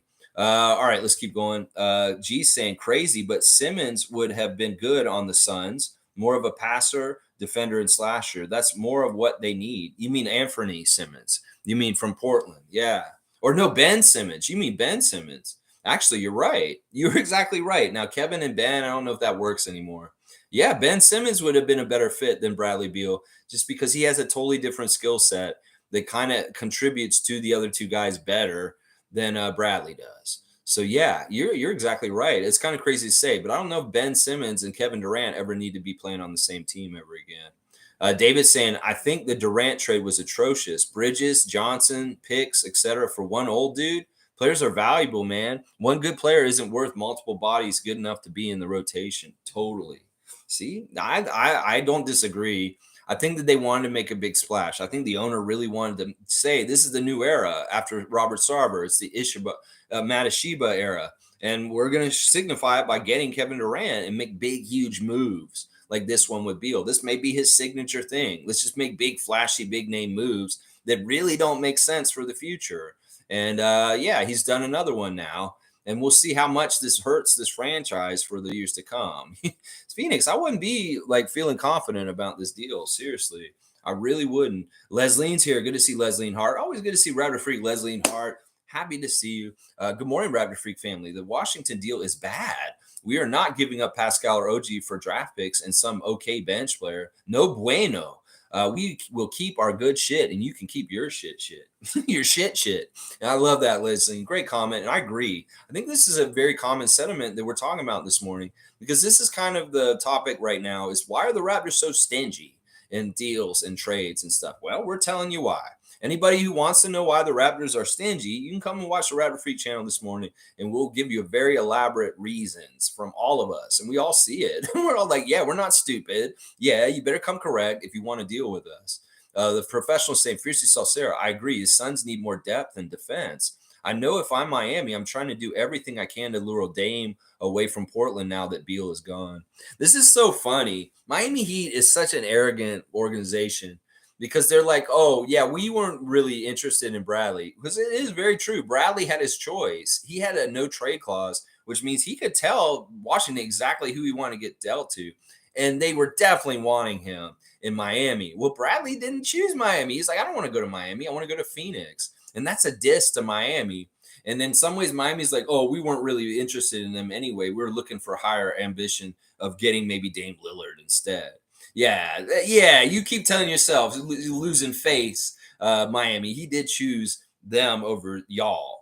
And yeah, you're not the ultimate destination everybody wants. It could be that Bradley's like, you know what? I don't want to play for Miami because of Ron DeSantis, and I am going to Phoenix. It could be as simple as that. He'd be like, Florida's fucked up. I don't want to go there. Phoenix is a little bit better. Arizona's not as crazy as Texas and Florida right now. I'll go to Phoenix. So, be a little butthurt, Miami, that he chose Phoenix over y'all. And yeah, be acting like, oh, we didn't really want him anyway. We're going for Lillard. Those punk asses down there. It's hilarious. Yeah, they're going to try and get Dame Lillard really, really hard, try and get him. But this is the thing. Portland is still on the fence whether they're going to they're trying to figure it out to keep Lillard there by getting a move. And they want Siakam. They really want Siakam. Well, you're going to have to pay a lot to get Siakam and keep Lillard. In some ways, that just illustrates how desperate Portland is in this situation. And we're not, is that they're really worried about losing their franchise player this summer. And if they don't make moves to solidify that the core is with his age range to try and win now, well, he's going to walk. And so they're way more desperate. And this is the kind of situation where Bobby Webster is like, listen, we don't have to help you. You really better send us Shaden Sharp, Anthony Simons, and your number 2 pick this year. Or 3 pick. If you really want Siakam, you better send us the whole kit and caboodle, because we don't have to help you. You're in trouble with Dame Lillard and worried about him leaving. See, that's how leverage works, NBA fans. Do you not understand that? They're in trouble. We're not. We don't have to help them. Well, you pay a premium if you want us to help you. So it's really like that. It's just how it is. Professional, man. So good to have you here, man. Seriously, I love how we've come around with you as a Sixers fan, and we're interacting in a very, positive, good way. We don't have to diss the Sixers all day. And, you come in, we want to just talk ball. I love that kind of stuff. It doesn't matter who we cheer for. You love basketball. You love the NBA. Hey, this is a great channel to just talk about it in the morning. Nameless is saying, I had a good laugh when I read executives are tired. Toronto front office approach of trying to get blood from a stone. Laugh out loud. Well, what do they expect? That sounds like they want blood from a stone with what they think we should just do to them for them. Like, what do they expect? Seriously. Y'all don't know by now. It's 10 years of Masai Ujiri in Toronto. This is how it is with us. This is just how it is. You want our stuff. We get it. We don't need to help you. You're in the worst position. You need to overpay. That's just how it is. That's just how it is. We don't have to do jack shit. We can continue how we're doing things. We don't have a dysfunctional a roster or salary cap that we're in trouble when you have to balance things and figure things out, or we don't have a star that's making demands or wants this or wants that and you need to coddle and get set up. No, we can do exactly what we're doing and we can go business as usual. We don't have to do jack shit. It's a power of position is where we're at, because we're not in trouble. Y'all other teams are in trouble. You need us to bail you out by sending you OG or something like that. That's your own damn problem, your damn fault. You expect us to just help y'all? No, we don't have to. You better pay extra if you want that help from us. That's right. I love it too, Nameless. I love that comment. Executives are tired of Toronto front office. Boo-hoo, boo-hoo, because we're a good front office. That's why you're tired? Oh my gosh. Most saying pick 13. What you got? Congrats to Jay Lou on his son on Father's Day. So Josh Lewenberg had a son on Father's Day. Wow. You couldn't write that story any better. Way to go, Josh Lewenberg, becoming a dad on Daddy's Day. Good stuff. I don't know. Pick number 13. I still like that Maxwell Lewis. I think if Bobby and Masai pick Maxwell Lewis, it'll be really kind of the same mind as mine. That 7-foot wingspan and that pump fake. Ooh, offense. I'm all about that, Masai. So Maxwell Lewis is my dude. You really want to throw a curveball and get people going like, ooh, OG Anunoby? Why there? Or Pascal Siakam? What is that pick? Yeah, Maxwell Lewis may be the guy this year that could get the NBA draft heads all like crazy and like, what is Masai and Bobby doing? He was supposed to be a late 20s pick. Maybe they know something about him. I'm telling you, I see something in that kid. He's my dude. In some ways, I love Cason Wallace. I love Jordan Hawkins. But in some ways, I really kind of want them to pick Maxwell Lewis. For some reason, I got a feeling about that kid. I really do. Mike's saying the Suns went from having a team in the finals and a year of trouble, and they basically blew up the best team they had in years for another Nets big ISO 3. That's a definition of how not to spend. Mike knows this. This is his bread and butter. He knows about roster builds and salary stuff. And he's saying this is ridiculous. They're idiots. They really are. They were in the finals with the Bucks how many years ago? And now look where they're at. They're not better at this point. In fact, I feel like they've gotten worse in some ways with Kevin around. Even though their win percentage was better, it's something that's very hollow. It doesn't really add up to like real basketball, because once again, the defensive aspect of the Phoenix Suns team is so lacking that they can't be taken seriously as a true contender. I'm sorry, you just can't. There's no way they get far in the playoffs with the roster build that they have right now. So you go ahead and be happy about your little shooting three that you got in Phoenix. They're not going to go anywhere. I can tell you that right now. That's not a good, well-built team. And Mike is exactly right. G. saying Beal's no trade clause made it difficult for the Wizards. He wanted the Suns, so they had to take what was given essentially. His agent's father works for the Suns. Yeah, that's something I heard too. That sounds like weird collusion. Totally. Bradley Beal's agent is the son of the father works for the Suns. That sounds so collusion. Like, seriously, here you go, Dad. Happy Father's Day. Here's Bradley Beal on your team. Oh, thanks, son. What a great job you do as his agent. That sounds so fishy. Fishy as fuck on Father's Day. Holy crap, what a great son. Holy crap, you got him Bradley Beal for Father's Day. Hilarious. All right, let's keep going. Excuse me. Nameless is saying executives are stunned when Masai tells other GMs the real value of players on our team, not what they think, or ESPN writes. Yeah, well, listen, they're acting stupid. They think that, well, why do you want them so bad if you don't think they're so good? Seriously, we know how good they are. You don't have to tell us how good they are. You don't have to tell us how bad they are, because we won't listen to you. We know how good they are, and you're not going to set the value of our guys for us. And that's the thing that they just don't get. They just don't get. You know, we don't perceive them like the NBA or the ESPN writers perceive our guys. Our guys are a lot better than y'all give them credit. David's saying, Stu, the longer it sits, the better it is. I think in a lot of ways that's true. And we've been sitting on a good stew for a couple of years now. I want to see the stew continue. There may have been a little bit of a gross ingredient that was in it last year. Well, hopefully we kind of got it out of there. Maybe we added something different that'll make the tapes taste, the flavor palette go back to being more yummy than kind of what is wrong with this? Like our stew last year didn't taste right. Maybe there was too much salt in our stew last year. Yeah, too much salt from a guy named Nurse. Yeah, that was a problem with the recipe last year. Yeah, we'll see how it gets better. We'll put some more broth in this year. See if that makes the salt kind of go down. Nameless is saying people don't believe me when I tell them that chain you see in my DP is worth $6,000. Think they believe? They think it's fake. Laugh out loud. You have a chain on your picture? It's so small. I can't really see it, Nameless. You have a $6,000 chain. Holy crap. Holy crap. Well, if I'm on TTC and I see a guy with $6,000 chain, I'm going to say, Nameless, is that you? Now I have an identifier for you, man. Hilarious. Cool Cat saying, Lex, I love your dad's sense of humor. It would be great to bring him on the show a few times this summer. I love when our parents embrace technology in their own way. Thanks, Cool Cat. Yeah, he was a little awkward, but he was great, honestly. He's not a natural performer like I am, and he doesn't have a lot of time being in front of people and having to talk and perform on stage or anything like that. So he did really well. He's a hilarious guy, seriously. I have a very much a similar sense of humor to him. And he is very like, even though he's in his 70s, he very much has a childlike perspective of the world in some ways that has never gone away. And I'm so glad that he does because it makes it a lot of fun for us to hang out and just be buddies. In some ways, my dad is really like my best friend. And, he's not like my dad. We very much have a very strong friendship that is not totally normal. And I love that. I love that it's so special like that. I will, yeah, I even want to bring my mom on sometime. I'll probably have my mom on at some point because I don't want to be like, oh, my mom's not on either.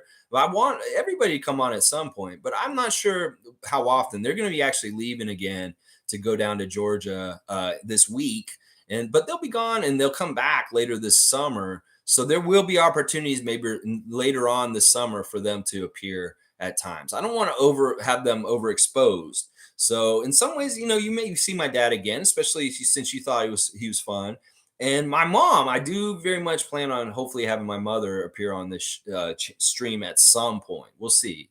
So, but yeah, awesome, Cool Cat. I'm glad you enjoyed seeing my dad, and he is funny. He was funny, like he was doing the real mascot matchup, and of course, he's like the Raptor died, and he saw the Darko, and then he saw the light in Messiah, and I was like, oh my gosh, he's making this religious. It's Sunday morning, but it is what it is. He's so funny. But I'm glad you really enjoyed that stream with him. Yeah, it was funny. We're talking about it. It's like, man, we can make this story really long, so you can make it twisty and turny. And then he tells like a really short story about where it's just like the end. And I'm like, okay, I don't know what to do now. So I added the whole other part on it because I was like really expecting we do like a long, winding 30-minute stream. But if you're gonna do like a 30-minute story, but like if you're gonna tell the story and it ends like after a couple minutes, it's like you gotta have twists and turns. But it's okay. He was put on the spot to a degree, and I'm so proud and happy that he got on the show with me. Those are the kind of memories. Like I'll have that clip forever of him and I being on there. So yeah, maybe we will do a couple more. It'll probably have to make sense in certain ways, and I know that he doesn't want to become a complete regular for sure. Let's see. Fun guy saying I'm so excited in general for the season, and we haven't even done anything but change coaches. I'm open to bringing everyone in the core back with a new coach, but trade guys like Thad, Otto, and Trent. Yeah, I'm pretty sure Thad's gone. Like we'll have to figure that out. I think Otto's gonna come back though. I want a chance to see what Otto can do for us. I don't want to sign him last summer and then we'd see absolutely nothing from him. I don't want to get to this point where we have forgotten Raptors and Otto Porter Jr.'s on it. And everybody's like, yeah, whatever happened with getting him? Nothing happened. I want to see him show up and actually contribute and do some good things for us this season, especially since he's already under contract and we don't need to move him. And if he showed up on the Instagram last week wearing Raptors gear this summer, well, it sounds like he's still a team player and he's still on our team. So I want to give Otto a chance to come back. He could actually be a huge boost with his acumen, his veteran presence, and his three-point shooting. So, yeah, Trent, I want him back too. I mean, I would love all the guys to just come back to a degree, but I know that's probably not realistic. And we'll see the little tweaks and changes, hopefully with more on the end of the bench guys and not so much the primary guys. So we'll see. Cool Cat saying, I love that Koloko is bulking up fast. His arms and shoulders are bulking up. Delano has been getting stronger and getting more muscles too. Yeah, those guys are definitely working really hard. I mean, I see it in like people like Jeff Dowden Jr. too. Like our Raptors have such a good strength and conditioning coach and program with nutrition and the weight training. They are bulking quick. We saw Scottie bulk up real fast. And we've speculated that Precious looks bigger now. Delano definitely has bigger arms. Chris Boucher having to work over his metabolism for so many years. Christian looking stronger too. Yeah, we're going to come back stronger every year because they're young guys and they get stronger as they get older. So we'll have to see the advantages of having a stronger Christian, a stronger Delano, a stronger Scottie next season, more and more stronger. Let's see. Monique saying, good to see Precious supporting Chris in Montreal, man. Yeah, he's not supporting Chris. He's just at Montreal for himself, having a good time at the Grand Prix. That really is just a fun event for people to be seen at. And, he wants to be out there and kind of be in the limelight. That's cool. Yeah, it's really cool. I think that anybody would want to go to the Montreal Grand Prix. And it's not necessarily a thing for Chris. It's just kind of a cool event to be at. Nameless is saying he is an African cool cat, genetically more efficient in building and retaining muscle tissue, ultimate advantage. Okay, Nameless, I don't know if I'm going to get totally into what you're saying here too far, but listen, some people have better bodies that have DNA that just stacks muscle easier. Some people, everybody has different kind of DNA traits. And it doesn't necessarily have to do with race, or it doesn't necessarily have to do with a gender even. It just, some people have it, they're more capable of building muscle. I know for people like Chris and I with really high metabolism, we have struggled to put weight on no matter what. Some people say, oh, cry me a river, Lex. You can't put on weight. Well, in some ways, what Chris and I go through is really, really hard because we burn a lot of calories quick and we just have high metabolisms. And I know that he's gone through some of the same things as me. I didn't fill out until my 40s. I was super skinny in my 30s and my 20s and not very much muscle. And it's really in my 40s I've gotten to be more muscular and bigger. So I totally get this. And hopefully these guys just have good DNA that really stacks the muscles on top of muscles on top of muscles. Yeah. Yeah. Trevor J saying, how many teams Kevin Durant going to go to from Oklahoma City, the Golden State, the Brooklyn Nets? No, now the Phoenix. He needs to quit. In some ways, it is kind of shameless how Durant has been chip chasing these years. He really has something to prove that he can do it without Steph and the Warriors. Well, he can't, is what we're seeing. And in some ways, this dude's going about it the whole wrong way. Seriously, if he really wanted to win a championship, he should have wished that he had gotten that trade through last summer to come to Toronto. He'd probably have had the best chance to win a championship here in Toronto. And the reason why is simply this. Kevin, in some ways, needs defensive guys around him. He would be the best on a team that has a whole bunch of really good defensive players around. And he can handle all the offense, and these guys can shut the other the team down. And that's why he would have fit real well on Toronto last year if the Durant talks had gone through and he'd ended up here. He may have been playing for a championship this past year. It was wide open. And with the defensive players on the Toronto team already, with him coming in and taking care of the clutch and the scoring when we're in bad places, yeah, you tell me that couldn't have been a championship team. We wouldn't have traded Scottie because that was off the table. It probably would have been OG and Gary for him. And that would have been a very, very interesting run with Durant on the Raptors this past season if that trade had happened. That was your best shot, Kevin. Seriously. And I know you were demanding Brooklyn to trade you to us. That a lot of people don't know that on the down low, that Durant really wanted to come to Toronto last year, but nobody would want to believe that. Why would Kevin want to go to Toronto? Well, first of all, it was one of his favorite teams when he was a little kid. He really respects our team. When we had Nick Nurse, he really, really liked that coach. And also, he does really see what we're doing on our team.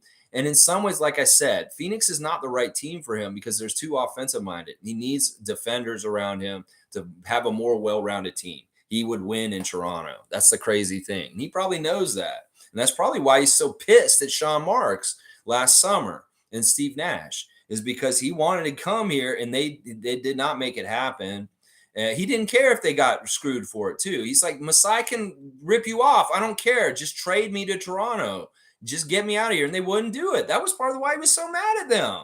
Seriously, nobody wants to say that. That's the unspoken thing that nobody wants to say. Kevin Durant wanted to be a Raptor last summer, and they did not help him. And that's part of the reason why everything went south in Brooklyn. So there we go, right there. Name was saying Masai isn't stupid by building the Giants of Africa program. That will be our pipeline. Genetic mutants. All right, Nameless, you're going in a weird direction. I'm going to give you a strike. Don't do shit like this. I understand, there's good athletes in Africa, but let's not describe them as genetic mutants. That's kind of fucked up, bro. I'm not into that. It's like, seriously. We got a very great scouting department in Africa for sure. And we do have a nice on the pulse of who may be coming from there. And I'm all about that. But yeah, just watch your verbiage and stuff like that. I'm not into going in eugenics kind of situations or any kind of talking about this or this. I'm not into that. So yeah, watch your language just a little bit. I love you, brother, and most everything you do. But as a sociologist and somebody who studied race and different things with this, some of your language is not good. Let's just put it that way. Fun guy saying, "Damn, bro, 5 minutes. Laugh out loud. Guess it's enough time to roll one between messages. Laugh out loud."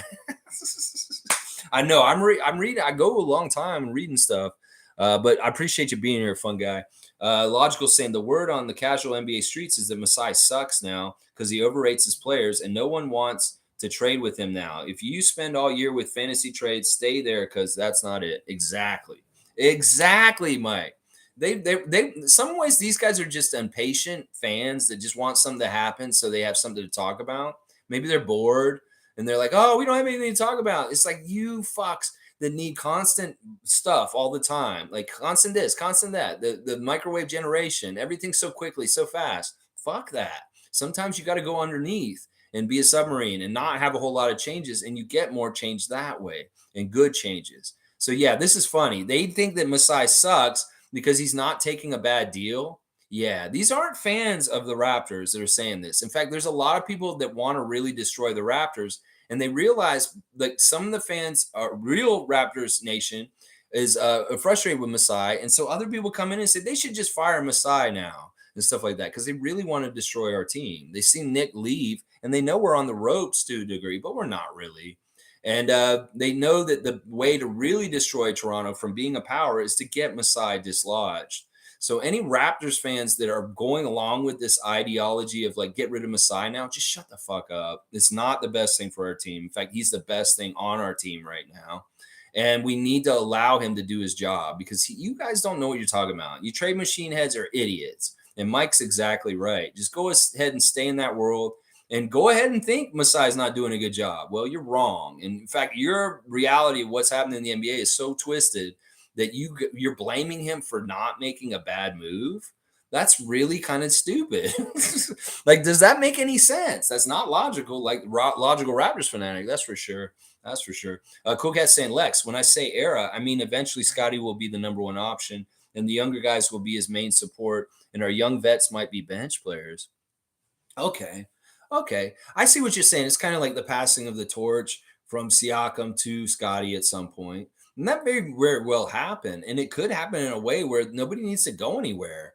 And it's just kind of like, well, Siakam was the main guy, but he's still around and we're kind of still using him as the second option. In some ways, we want that. We want Siakam to get the burden off his shoulders. It's not that he's not an okay first. He's okay at it, but we could do better. And, him being a second banana to Scottie eventually is great for the whole Planet Works. I think this is semantics. We're just looking at it a totally different way, I guess. And we're actually just looking at different things. But I totally get what you're saying. And I think it's just that we're maybe talking apples and oranges is I think it's like a timeline frame thing. It's so there's a lot of fans that are saying we need to trade the older guys because they don't fit with Scottie's timeline. And that's the thing that I don't think is right. But I see what you're saying. You're talking about it's really kind of who's the number one and passing the torch. Okay, I get it. And I agree with you. I think this should naturally happen. And it is a good thing for the team. So I think we're talking about two different things, I think, is what it is. Mo's saying, Lex, how do you see practice runs with Darko on board? I don't think anyone will ask this question, so I will. I don't know. I mean, I learned about Jordy and how he runs practices when I was investigating him, but I haven't totally heard enough about Darko with it. I don't know how harsh he is. I don't know how different things are. I have heard some stuff about how he deals with tape sessions. He doesn't believe in very long tape sessions. Like when they come in to watch tape from the night before, they're not going to be sitting in there for a half an hour. In fact, he says he doesn't like making them show tape over 10 minutes. So if they go in there, they watch. And the other thing is, when they're watching it, he's not going to tell them what they did wrong. He's just going to put it up on the screen and they can watch it. And he lets them come to their own conclusions on their own. He doesn't want to embarrass or humiliate anybody. He made this clear in a podcast I listened to this weekend that he wants them to see their mistakes for themselves and get the gumption and figure it out themselves without him having to say it and embarrassing to them, saying, oh, you should have done this at this point. Well, he doesn't have to say it. They can watch the video that he shows them and they'll see it and they'll get it for themselves. Is Nick a little bit similar to this? When he would come in after games the next morning we lost, he'd write some stuff on the board. He'd have all the stats of what they did, and the players would come in before the coaches, and they would talk amongst themselves and kind of talk about what happened last night with themselves. And that kind of like was enough without the coaches having to come in and tell them what they needed to do better. It's almost like he made the team accountable for themselves. So it's going to be a similar way in that way in the tape room with Darko. That's the only thing I know about. I don't know how his practices are going to be, though.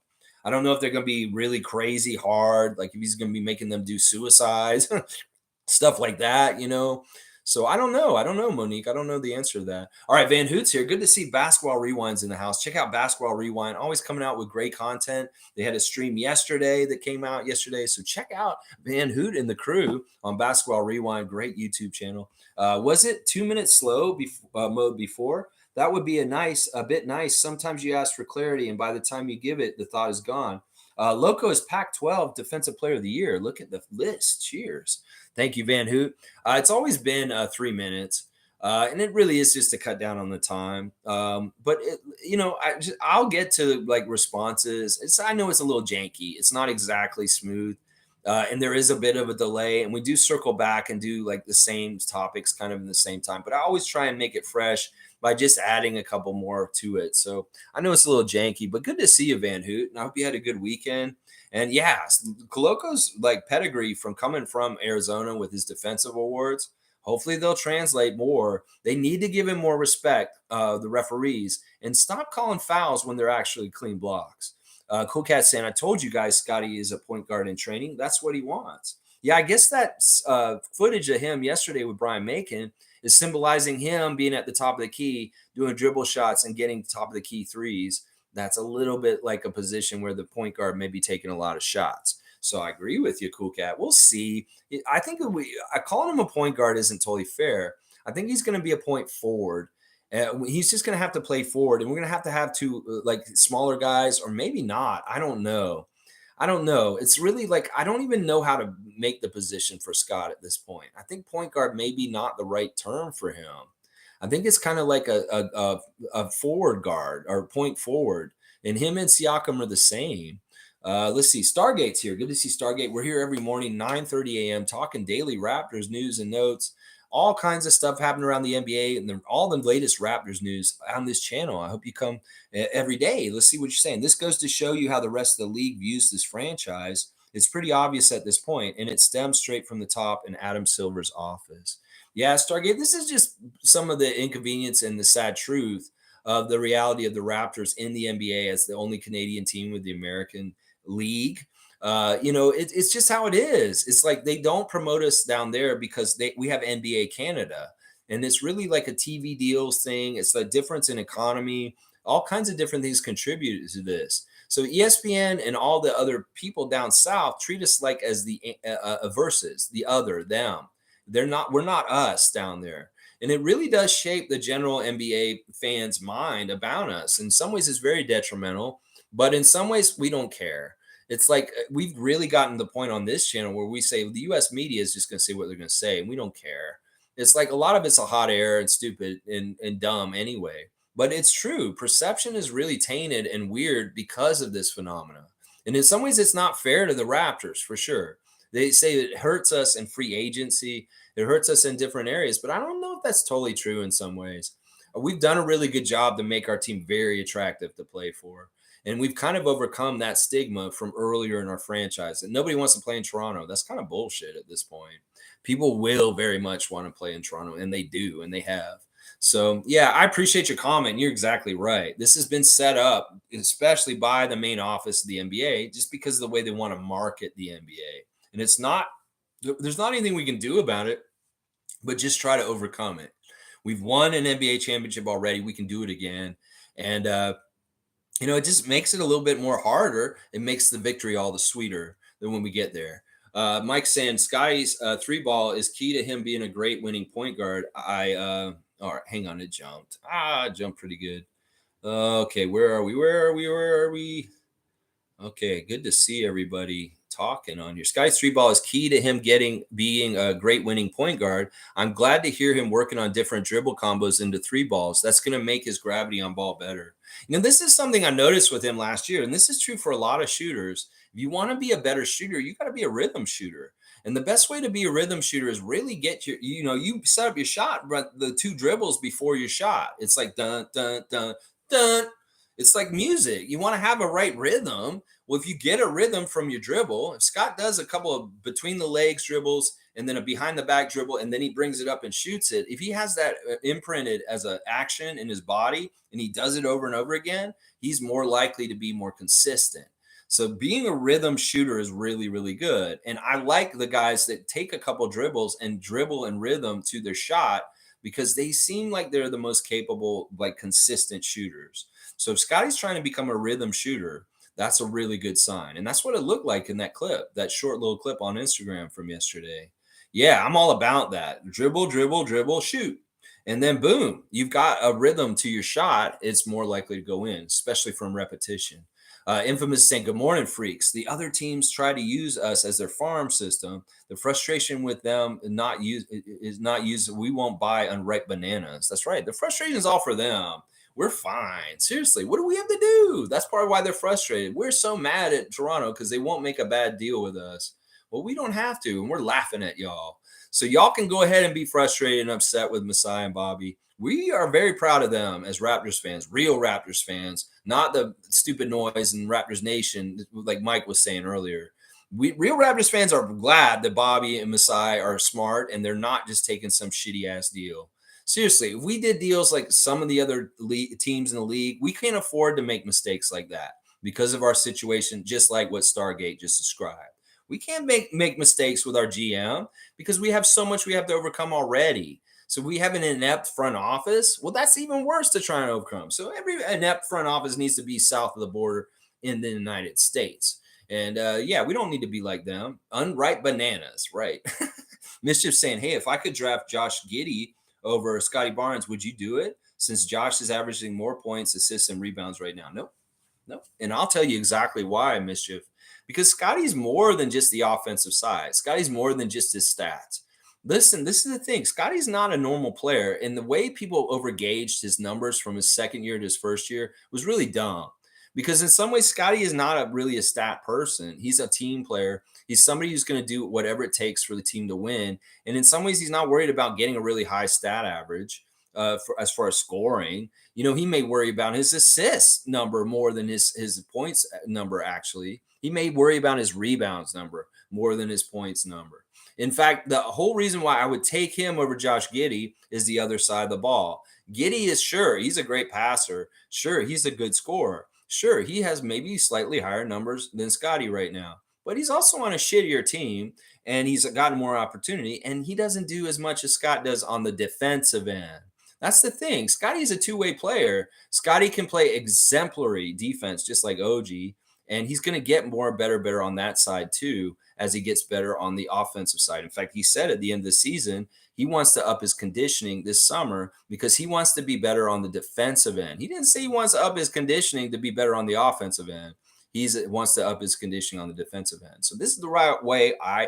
People need to start valuing Scott is not just for the offensive stuff and the stats that everybody's overlooking at. That's just not important to look at right now in his early years of development. Is the defensive side of the ball too. So that's why I would take him over Giddey is right there. He's a two-way player and Giddey isn't. So there we go. Nameless is saying, I don't care how much we pay to retain players. I ain't a cheap. See you next Tuesday. See you next Tuesday. I know that what that means. Yeah, we don't have to be cheap. Other teams are not being cheap. You got to pay to play, pay to win. And if we can do it, and our owners and our MLSE board have no problem with signing off on this stuff and doing it, then why should the fans have it do it? It's not that they're coming to your house and taking a collection jar and saying, we need you to give us some money to pay Fred VanVleet. Seriously, get over yourself, fans. They're like, Fred spent paid too much. Well, are they coming to your house and asking for donations? No, they're not. So why do you care if they pay him that money? Seriously, I want him to get paid. The dude deserves it. He deserves that money. He's a Raptors legend. So if he wants to make money, give him the damn money. That's how I look at it. Seriously. Fun guy saying, exactly, Lex. I used to be like that, up in every comment, fighting battles and shit. No more. I just pick my battles and ignore the rest. At the end of the day, we are not the front office. That's right. We can help in the war perception.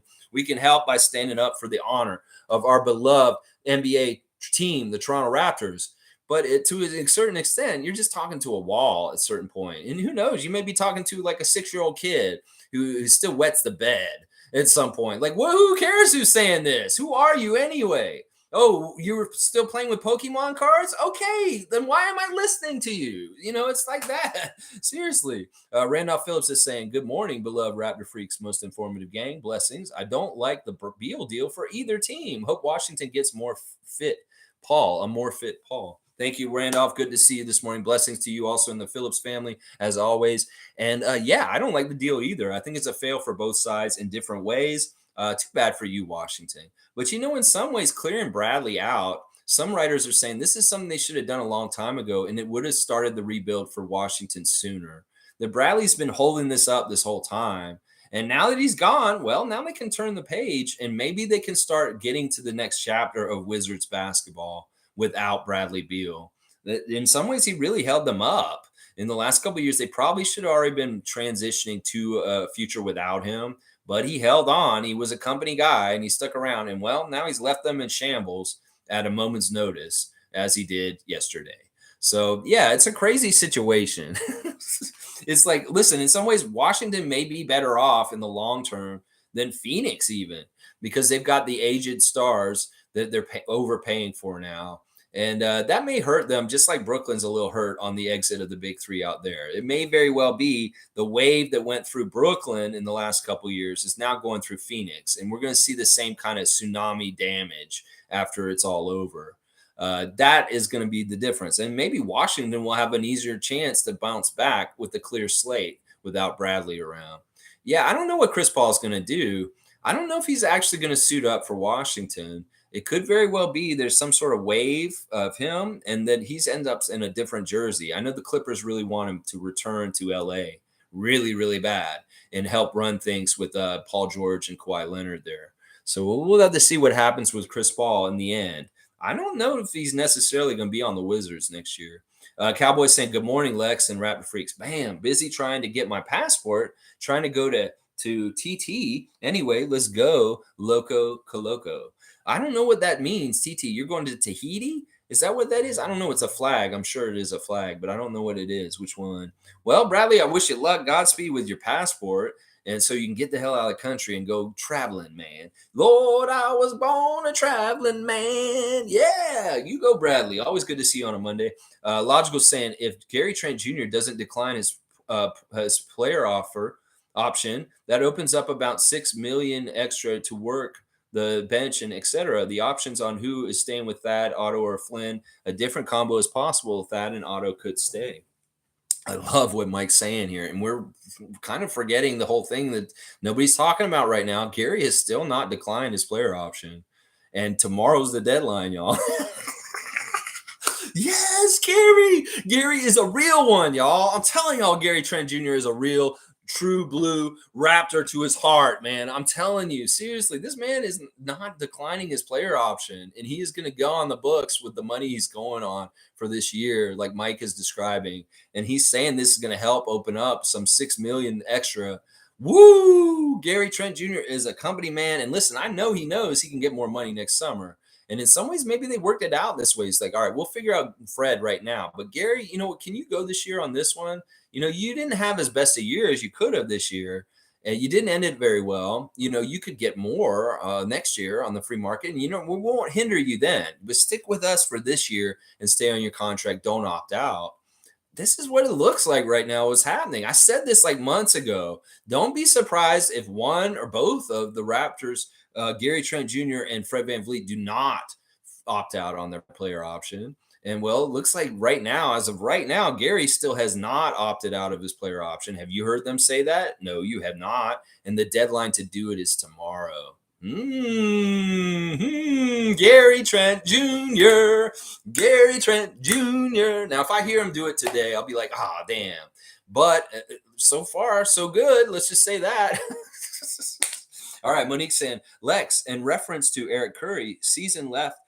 If I'm not mistaken, they will give Stackhouse 2 seasons to cut him. So we'll see with Eric. This has been the pattern with the 905 coaching, is they let that coach get 2 seasons at least of coaching. They did it with Stackhouse. They did it with Jama. They did it with Patrick Mutombo. Well, Eric Curry still has 1 more year to coach the 905. And I guess he's separate enough from Nick that he was not a casualty of the firings and that he will get his 2nd year to coach the 905 this season. So this is really much looking like that. So Monique letting us know, it looks like Eric Curry will be the 905 coach once again this season.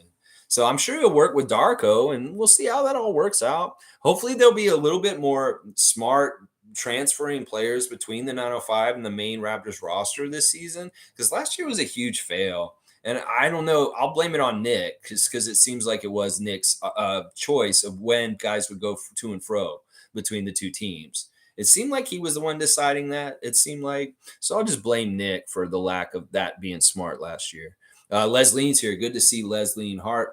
Yes, once again, another comment. The draft is overrated. Let's take a breath. Zion, let's stop throwing the sink in the bathwater at drafts. Draft picks should be treated as development projects now more than ever.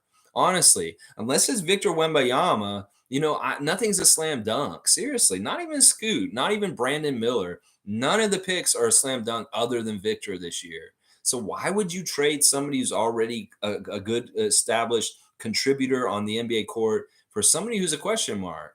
That's the thing that the young people don't understand with this trade talk. Like, get more trade picks. That's question. That's mystery. That's not concrete, real, for real in the NBA can do this. And it's a prospect. It's very much prospective. And, we hit home runs without having to make those kind of risks. We make calculated risk and draft right in the positions that we draft from. So, yeah, Zion on the Raptors, I don't know. He's looking like he's going to get moved, though. It's come out in recent days that Zion has no relationship with the front office, no relationship with his teammates on the Pelicans.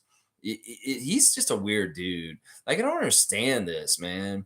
Just go and trade him. Seriously, you don't want him there. In fact, trade him to New York. Do it. I think a trade Zion to New York will be really hilarious, and it'll mess up the Knicks on their path of kind of getting better recently. Seriously, make that trade, New York. You really want Zion Williamson? Make the trade. Trade some good assets and mess your team up. And yeah, I'd like to see that. That is dangling right in front of you. Ooh, so attractive, Zion Williamson. Maybe you can get more out of him than New Orleans. You go ahead, Knicks. Make that next mistake, Leon Rose. Yeah, make that next mistake right there. Cowboys saying 225. So he's outbidding you, but you have a team already also, Cowboy. So you cannot buy Edmonds' team. I'm sorry. Cool Cat saying, Lex, thank you for saying that Pascal actually earns way less being on our team. Same goes for Fred and OG. We're lucky our players accept lower pay to stay here. Let's see what Scottie does. Well, it's not that they're accepting lower pay. Pascal's getting paid as much as he can get paid. It's just that there are different tiers of like the salary cap. LeBron, there's max, there's super max, and there's like mega max, like Giannis. And that's the difference. And Mike could tell you about this a lot better than I can. There's different tiers. And Siakam's max deal is not on the higher level of max deals. It's not a super max. It's just a regular max deal. And he's getting paid the most he can for what he's done statistically with awards. Now, Jaylen Brown, Jason Tatum, they get these all NBAs, they get this stuff, and then all of a sudden they can get into these supermax numbers and have to be paid. Well, part of it is that. So in some ways, our roster, their salary cap is really not as high as some other people. And that Siakam being the highest paid player on our team is not comparable to LeBron, not comparable to Kevin, not comparable to even Bradley Beal. In fact, there's 3 guys on the Suns that make more money than Siakam does. So 4 maybe. So it is we got to keep this in perspective as far as like what the money is with our team and what is overspending and what isn't. Go look at what other teams are doing with some of their players and realize we really don't spend a lot of money on our players. And that's the truth. And it's partly what they can earn. Like we'll give them to their ceiling. Like Scottie's going to get as much as he can get. Pascal should get what he can get for as much as he can get. And he is. But it's not as much as he may have gotten if he got another All NBA this year. Dana's saying, my son calls Phoenix a bootleg super team. Yeah, in some ways that's true. I really do believe that. Like in some ways, the Big 3 in Phoenix is like a wish version of the Big 3 in Brooklyn, and the Big 3 in Brooklyn was a failure. So you tell me if you think the wish version of the Brooklyn Big 3 is going to be just as much of a failure as the real version, the wish version. That's what I'm saying. Mike's saying in Masai's end of season, I picked up on something when he explains the Pirtle move. He says he helps with selfishness, but after he says high basketball IQ, Masai was using team needs. So how much more IQ stays? I think it's really important that we keep our high IQ players, and that's why he really super values Fred. And we will probably see him still in a Raptor jersey next year. That end of season stuff is so awesome. He is exactly right. Jakob is a championship piece. He's a kind of player that you put on a team and that team wins championships. And that's why I'm so happy he's back with us. And any casual who thinks the Jakob Poeltl move in the trade deadline was stupid, you're wrong. You're so wrong. And you're going to be proving that in the next couple of years. I have my prediction I made before, and I'm going to say it again. That whatever contract Jakob Poeltl signs with the Raptors this summer, we're going to win a championship during that contract duration. That if he signs a 4-year contract, we're going to win a championship in the next 4 years, is what I'm saying. Now, if it's a 3-year, that maybe it's a little too soon. But a 4-year contract, maybe we will win a championship within that time. I really do believe that. Cowboys saying OG ain't going anywhere, I believe 100%, because Scottie and his chemistry, and also look, Koloko, I believe, will be 10 times better with Darko in the pick and the dunk. Yeah, pick and roll and him dunking. Yep. And yeah, OG likes this team. I think that the rumors about him being unhappy with his role on the team are bullshit. And honestly, he kind of really likes the guys on our team too. Like he loves being around our dudes. He's very much is very happy on the Raptors. Nobody knows what OG's thinking because he doesn't talk to anybody or show up. We can just go by what he said in the past in different places. He doesn't know where this noise comes from that they say he's unhappy. It's not true. So, yeah, it's funny when people start saying OG's unhappy with his role. I've never seen that. I don't understand why you would think that. Infamous is saying executives want us to bend over, spread the cheeks, and cough. We are not doing that. Trevor's saying we don't like them and they don't like us. So why do we have to help them? Some of them we do like. I mean, some people are saying, all right, the Raptors won't deal with anybody but the Spurs. Yeah, you're damn right. We have dealt with the Spurs because we make good deals with them, deals that work out for both of us and what we want to do. Like the deal with Kawhi and DeMar really helped the San Antonio Spurs with a headache that was Kawhi Leonard, and they still got a good superstar and a good big to kind of stand out there and develop. And well, when we got Jakob back, that helped both teams also because they were in this Victor sweepstakes to tank, and Jakob helps them win too much. And well, we wanted a center back, so one hand washes the other. Makes sense. It helps both teams. See, they want to make a deal with us where we just get hurt and they just get all the winning and good stuff. Well, we don't do that. It better be something where we both win at least. If not, you just lose and we just win. Because we don't care. We don't have to do nothing. Once again, that is the main important point is rest of the NBA, the Raptors don't have to trade with you. We don't care. We don't care. Why do we have to trade with you? We do not have to. We're not desperate. All the desperation is on your side of the bargaining table. And then anybody knows, you read the stupid ass book by the former president, The Art of the Deal or whatever, you know that if you have all the leverage, you're the one who makes the rules in the business deal. And we have all the leverage here in Toronto. That's the thing you're getting confused. We're not stingy. We just have all the leverage and we don't have to do nothing. Y'all are more desperate than us. Anybody who's in business understands this and understands exactly why the Raptors operate they do, because we have the power, baby. I have the power. He-Man. All right, let's see. All right. Raps Love is here. Good to see Raps Love. Always good to see Raps Love. Florida is a great place. You should try to keep political views away from your channel. This is about basketball and accepting every people with other views than yourself. Okay. All right. All right. Let me parse this out. Florida is not a great place. I know because I lived there for half my life. You going to tell me you know Florida better than me? Rap stuff? No, I don't think so. No, I do not think so. I grew up in Tallahassee, Florida, the capital of Florida. I know all the skeletons and the awful things about this state. And you know what? In recent times, they just gotten worse. You know what Florida is right now, Raps Love? It's Nazi Germany. And you just replace Jewish people with trans people. And you will find that a fascist governor of Florida, Ron DeSantis, is running that state to the ground.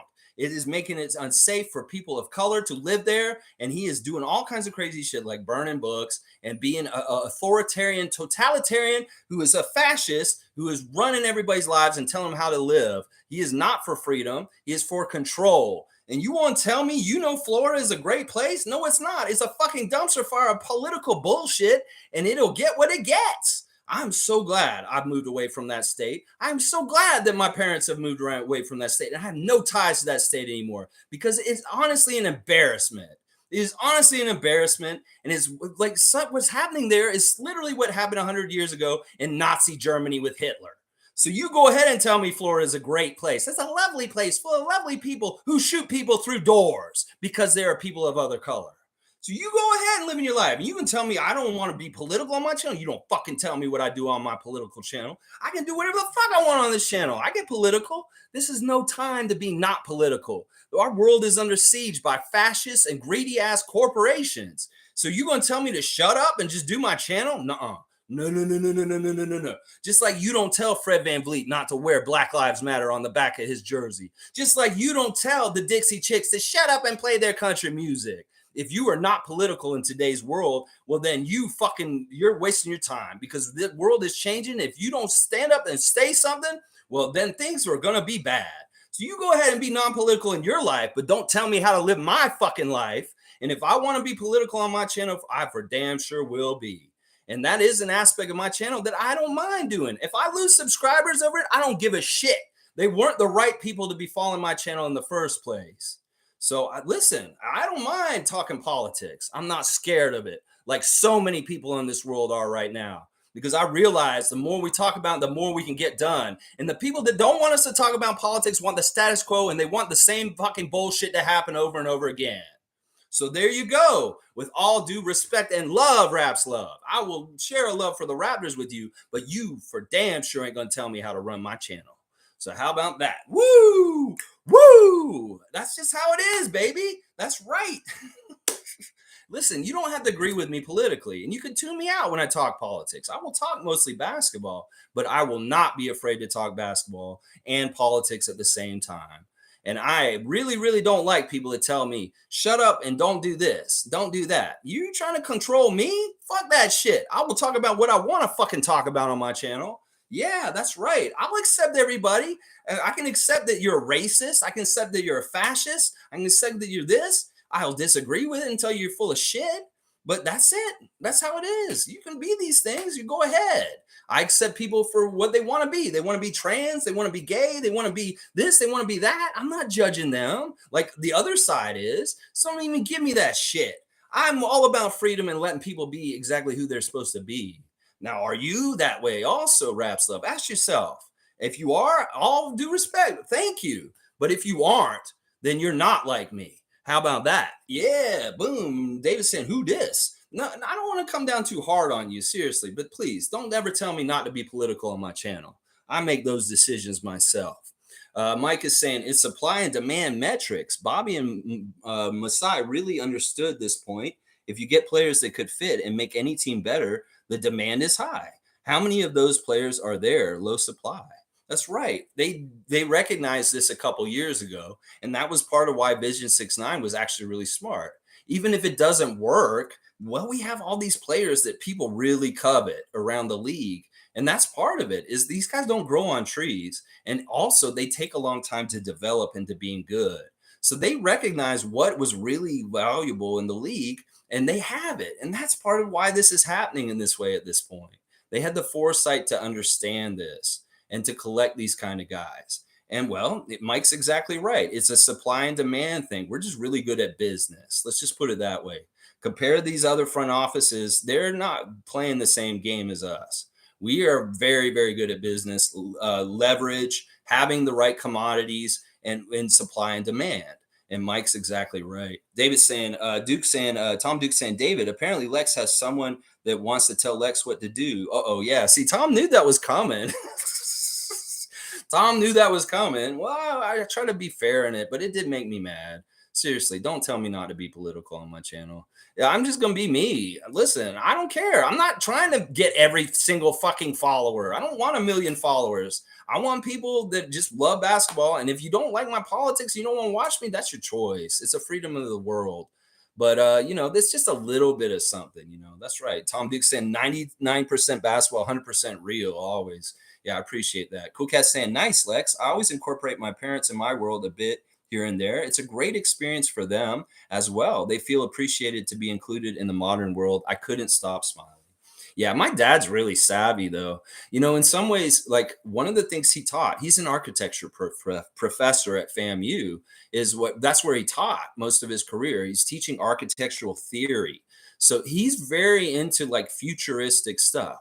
So he's not like the average 7-year-old. He very much is on top of all the technology. It's not foreign to him. Like he's got a tablet. He's doing all kinds of stuff. Now there's a little bit of a learning curve just in anything like you get older, but he's very much not afraid of the future and technology. In fact, that's one of his favorite things to talk about. We talk about future stuff all the time, and him and I, and he loves like theory. So he's always talking about like theory and architecture for the future and like why they build stuff this certain way. Like we would go to the ROM and he would tell me about the addition with the crazy glass coming out, why he designed it and like different things about it and stuff. This has kind of been my whole childhood growing up, was really learning a lot about architecture just because of his profession and what his interests were. And I love that for it. I mean, I really do know a lot about architecture for not being an architect. But yeah, he's cool like that. He's very much cutting edge. And in some ways, like it was a little awkward for him to be on the stream, but he really is like he's up on stuff. He really is. He's not getting left behind. I'll tell you that right now. Like if they come out with a smart house that'll really help them, they'll be more likely to get it and use it. Like the car they have right now is very smart. And it's kind of funny. We have dialogues with it when we're driving around. It's like, hey, Google, can you take us there? And we talk to it. And it's very strange. They have a very, very, very cool like Volvo that's like got a smart component to it. It's really, really weird. But yeah, I love them so much. And you're exactly right. It enriches both of our lives. It enriches your folks' lives and your life if you can get them involved in things that you're doing. I'd love to hear that you're like that too. And yeah, I will try and incorporate my folks more in the channel in the future for sure. For sure. Cool Cat's also saying, Raps Love, are you telling the host what to do his own show? You stick to basketball mantras. You really neat, said with sarcasm. I can't help but seriously, this is the way it is right now. The right wing, the side is so fucked up and so controlling right now. We need all the power, all hands on deck to be ringing the alarm and saying, look, this is not good. This is not right. In fact, I'm going to take this opportunity to encourage everybody in Toronto to vote for Olivia Chow once again. Do not vote for Mark Sanders. He's going to give militarized equipment to the police. And in like 10 years, they're going to use it on us as citizens. So fuck that. You're going to say, oh, we're unsafe in the city and we need to be tougher on crime to justify a militarized budget for the Toronto police to get more toys, to use it against us like they're at war. Do you want the Toronto police to have a tank? Do they need a tank? No, they do not. So this is what I'm saying. You got to really think about things. Politics matters right now because there's a lot of things that are happening right now that are really fucked up. Whether it's like not giving money to education and healthcare because of Doug Ford, all kinds of different things that are wrong in Toronto right now that we need fixing. So please vote next week when the election is going on and make your vote count. Now more than ever, politics matter, and we cannot stand silent and just be like, don't make this political. That's bullshit. That's a cop-out argument used by the status quo to shut up voices like mine that help to educate and enlighten people on the issues. So yeah, you go ahead and tell me not to be political. I'm not going to listen to you. And no offense, seriously, it's just how it is on this channel. You can go and get sports content that has no politics in it many, many other places. It's just part of the flavor of this channel. And a lot of people here appreciate it. So it's just how it is. Trevor's saying, I love what your dad said yesterday about Chris, that Nick didn't use him. Yeah, my dad was kind of on the spot. He was like, oh my gosh, I got to think of a player. And he was telling me, he almost said something about Vince. I was like, man, don't say anything about Vince. That's so long ago. But I'm glad he said something about Chris. He was exactly right. Chris didn't get a normal, stable, rotational like role. And Nick, he didn't let him know. Like he could be playing 5 minutes one night, he could be playing 30 minutes the next. So it was kind of tough for him to figure that out and gauge it. Blackhawk saying, I stand with Masai. He is not going to trade our guys for little return. Yes, Blackhawk, a great original Raptor freak from near the beginning. Totally stand with Masai also. Trust in Masai and Bobby that they're not going to make a frivolous move just for the sake of a move, just because there's pressure from outside forces like the media and the fans to make a move. No, they're not doing that. And I appreciate that about them. Mike's saying there's a lot of Clipper fans extremely thirsty for Pascal, and they're talking a lot of crap about Masai because they want his championship team on the Clippers. It's crazy out here, Lex. Well, don't even go out there. It's all a bunch of hot air and noise. It really doesn't have any substance. The only thing that matters is what our guys say in the front office. The only thing that matters is what they decide. Everything else is just bullshit otherwise. It really, really is. I don't believe any of the rumors or anything like that. I'll say I'll believe it when I see it, if it's real, and I'll see it, and then it'll make sense. And I trust that Masai will not let us get ripped off. So this is really the way that all Raptors fans should be acting right now. It's like, well, we're going to hear a lot of noise and bullshit, but there's a lot of like just nothing to it.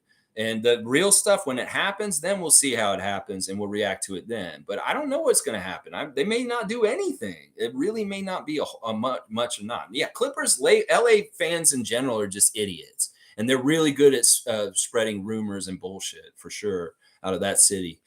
Fiercely saying, all right, hang on. Let me get back up to the spot. Mischief, Josh Giddey is crafty, awesome ball handling skills, and great passer, but I would take Scottie any day as he's a better attributes in helping a team with, in my opinion, win, crashing the board and rebound. Yeah, it's really kind of like his defensive side. Seriously, he's an underrated defender. And over the years, as he gets more savvy and smart, he's going to be like one of the top defenders in the league. And he wasn't kidding when he said he wants to be on an all defensive team, just like OG. Like that's the thing. That's the side, the defensive end side of Scottie is going to become more and more important as he gets more vet. Like I see stuff like in him that Tim Duncan had. Seriously, and that's a tall compliment, but it's true. He has the same kind of build as Tim. He's got the same kind of shoulders. He can block shots like Tim Duncan. He's all about big clogging up positional kind of defensive stuff. He can do similar things to Duncan. So that's the thing. The defensive side of Scottie is so underspoken right now. And it's something that'll become more and more valuable as he gets older and he gets more smart and his legs under him and experience on the court. So yeah, I love that part of it. Stargate saying, Lex, it's Daddy Gates. I changed the name a bit. Okay, Lex is okay. Daddy Gates is under Stargate right now. Cool, right on, man. All right. I never know if you guys have aliases. I just treat them as new people. But it always gives me a chance to do the spiel. All right, 9:30 every day. If you're new, you can find us.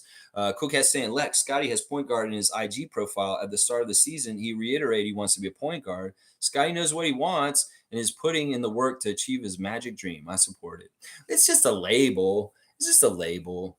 I mean, in some ways, it's like we could kind of break it down and say, what are you doing on the court exactly will make you a point guard? Because in some ways, even when he does stuff, it's not like a point guard. I don't know. If he wants to be a point guard, that's fine. I'll call him a point guard and I'll honor that. But in some ways, it's not really totally true. It's more like he's like Pippen than he's like Stoudemire, Damon Stoudemire. He's more like a Scottie Pippen than a Damon Stoudemire. And Scottie Pippen's a point forward. I'm sorry. He can be more like Pippen easier than he can be like Stoudemire. That's another reason why I say it. But it's just, once again, it's just semantics in some ways. If Scottie wants to self-identify as a point guard, I won't argue with him. Let's just put it that way. He wants to be a point guard. He's a point guard. Trevor's saying we don't care what the NBAs think about have biggest fan combine and all the NBA teams together. That's right. We don't worry about what they're saying down there. Their noise is their own noise. And we do what we're doing up here. In some ways, we're a little bit like disconnected, and that's fine. In some ways, it has to be that way just because it's Canada and the U.S. David's saying at Tom Duke, haha, good luck with that one. Yeah, hey, I went off a little bit. That made me a little bit mad. but it wasn't that big a deal. I mean, you can tell me what to do on this channel if you're like an honored longtime viewer that I respect and stuff. But I do respect and love Raps Love. Let's not get it twisted. I've seen them come in many times and they've been great. But you guys could get away with more. Like my regulars are here all the time. If you have suggestions for me, you want to tell me how to do things, I will listen to you and I won't react like that. It's just that one was a little bit of a trigger, especially right now with politics being so fucked up around North America right now. This is not the time to shut up and just not talk about it. We need to all be talking about it and thinking about it. Fiercely saying, now that Beal is gone, Wizards might as well tear it down and send us Kuzma. I like this move. I'm all about advocating for a Kyle Kuzma move somehow, some way. In fact, he's a kind of scorer that could really help in some of the situations last year that he could have been the guy who could have filled it up when we were having a hard time scoring. I know Kyle himself would love to come to Toronto. He has ties here with some people in his life. I think his girlfriend's from Toronto or something. So Kuzma in Toronto would make sense. And if we could see this happen, I would not be upset about this. He's not on my list. I don't want him here. He'd actually fit really well, partly because he's an old teammate of Jakob Poeltl from Utah. So in some ways, he has friends on our team already. He could come in and he would fit already with us. And he's a more offensive-minded player in some ways that we need. We need somebody who can go get buckets. Kuzma's that guy. David loves Kuzma. He's signing off on it too. Yeah, I'm with that. Mike saying Siakam makes 2% higher max than Tobias Harris. I heard that as a trade yesterday. Tobias Harris straight up for Siakam because the money works. It's like two ends of the bad trade swimming pool. Yeah, they just don't get it. Just because they make the same money, okay, yeah, we're stupid. We want to take the albatross that is Tobias Harris on our salary cap just to help you out, and you get a really good player for that value, Siakam. Yeah, we're not going to do that, Sixers. No, we're not. Nobody wants Tobias Harris. Y'all are stuck with him. If you move him, you better move him to Charlotte or Washington or Atlanta, a team that's stupid, and we'll take him on. Not a team like Toronto. We're not going to get Tobias Harris for that value on that contract. You're crazy. He can't be moved to us. No, we wouldn't take that. That's the thing they don't understand. And that's funny. Mike's saying he only makes 2% higher than Tobias. So you tell me if we're overpaying Pascal or is Tobias Harris being overpaid? Yeah. Cool Cat saying most people don't realize that Pascal was on his rookie contract for many years. His NBA contract started 2021 season. Fred and Norm have earned more contract money than Pascal has in total. That's a good point. Siakam wasn't making as much early on, but now he's made way more with his success, and rightfully so. That's the way the NBA is. It's an incentive for how you achieve. And if you get certain awards, you get unlocked to more of earnings. And Pascal earned his earnings by unlocking them. So there's nothing wrong with these guys getting paid what they're getting paid. In some ways, it's already kind of laid out how they should be paid because of the way the salary is structured in the NBA. Monique saying at Rapslove, we support Lex. If you don't, get out. Monique, let's not single Rapslove out too much. Seriously, Rapslove, all love. Seriously, I know the politics may turn you off, but seriously, I'm not going to try and talk about them all the time. It's just if you bring them up, I will. That's for sure. And Stargate's telling me to tell them. I'm sorry. Maybe I went off a little harsh. Although the entertainment of the channel is me kind of going off. And I really do feel strongly about what I was saying just now. It's crazy down in Florida. I live down there, and seriously, Florida man's a real thing. In fact, I am partly a Florida man. Just growing up in Florida, you get a little Florida man. Like, I've done crazy shit. Oh, yeah, I've done stupid ass shit that nobody should do. And I blame being a Florida man on it. So you hear about Florida man stories. They're all true. It's just like that down there. There's crazy ass shit happening every day. I saw it with my own two eyes. I was a part of it, some of it. And yeah, Florida man myth is a reality. And I am partly Florida man. In fact, this is what I am a hybrid of. I'm a Torontonian born in Toronto, but raised as a Florida man. So like, how some people are, I'm a French Canadian because I'm from France and I live in Canada. Well, I'm a Florida man Canadian. That's me. I'm Florida man Canadian. There's like Russian Canadians. There's, Belgian Canadians. There's Nigerian Canadians. There's Japanese Canadians. I'm a Florida man Canadian. So I really do know Florida. I'm serious. That's a subject I know a lot about. Seriously, more than I want to know, honestly. I know about all kinds of dirty secrets about Florida. Growing up in the capital of Florida, I was around the daughters of congressmen, the daughters of the governor. I was around politicians' kids and the elite of Florida, the one percenters. And I dated these women. I was involved in these rich families as a kid, as a youngster, in my teens and 20s. I dated women that were in very powerful, rich families in Florida. So I literally went to the dinner tables of the 1% and dined with them and heard how they talk about the underlings, the underclass, and the people down there. Seriously, I was a little bit of a fly on the wall hearing all the fucked up shit about how they look at people as commodities to make money off and be parasites on. So I know Florida real well. Trust me, real well. If you guys want to talk about Florida, we can talk about Florida anytime. I got some crazy ass stories about stuff I used to do with the car and driving all over the place, like the Duke boys in Florida, doing jumps, all kinds of stuff. I wanted to live like the Duke boys. Seriously, it was crazy. Oh my gosh. All right, let's keep going. Cool Cat saying, tell the mofos they don't understand your family history. If we don't stand for something, you fall for nothing. Raptor Freak Nation. There you go, Cool Cat. Now's not the time to be silent. Seriously, we're in a really bad precipice of falling into dictatorship, totalitarianism in the United States. It's very, very important that people vote and they vote for the right kind of leaders that are not taking away freedoms. And that is such an important thing, whether it's abortion freedoms, whether it's freedoms to be trans, whether it's freedoms to read books, whether it's freedoms to live your life. Freedom is important. And the fight for freedom is against the fascist right that it wants to control all of our lives, to tell us how they want us to live the life they want us to live by their rules. Well, no, we don't all have the same beliefs. And we should be able to live our lives with freedom to choose and not have to live under your religious dogma and your ideas about how you want everybody to live. You can live that life. You have the freedom to live that life yourself, but don't fucking try and tell all of us how to live that way. That's not right. We want freedom. So be for freedom and vote for freedom when you go into the polling booths. That's what I'm saying right there. Yeah. Let's fucking go. Nameless got a strike for science. You were being like borderline racist. Let's just put it that way. We love you, Nameless. And I love your $3,000 or $6,000 chain that you got there. I don't want to give you a lesser number on that. A little feisty this morning. A little feisty. Mike's saying, Cool Cat, it was crazy. Siakam comes off the bubble and people were flaming him for not being a one and he sucks. And he makes too much, but they never checked that he was actually in his last year of the rookie deal. Yeah. Yeah, it's crazy. You know, he really took that moment of humiliation. In some ways, it was humiliating for him. And he really felt the burden of losing in the bubble in that game 7 personally. And he has not looked back. I mean, that's part of the reason why he's really, really sharing a lot of working out in the summer and overdoing it. I don't think he's ever traded an offseason same since he sat around in the pandemic doing nothing like that. It really kind of changed his personality. And now he's more likely to overwork than not work at all. So yeah, I mean, it is crazy. Siakam's story is very interesting and crazy. He's such a humble. He's doing it the right way. He's doing it for us. He's doing it for his dad. It's all good stuff. I love it. Infamous saying the NBA is trying to harvest the fruits of his labor. That's right. They want the good stuff. We grew the crops up here, and they want to just reap what we have sown. And that's not fair. We need to reap what we've sown, not some other team down there just getting the good stuff from OG and Pascal. Johnny come lately saying, yeah, you're on our team now. And you're not going to give us anything for them? Y'all don't want to give anything for them? We ain't going to get them. Wayne saying, Raptor Freak, good morning. Good to be back. Our front office is first class and our style is an example in sports management real time.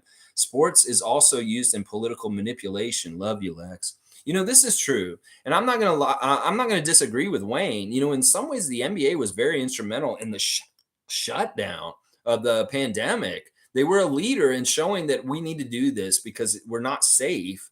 And in some ways, we all followed that.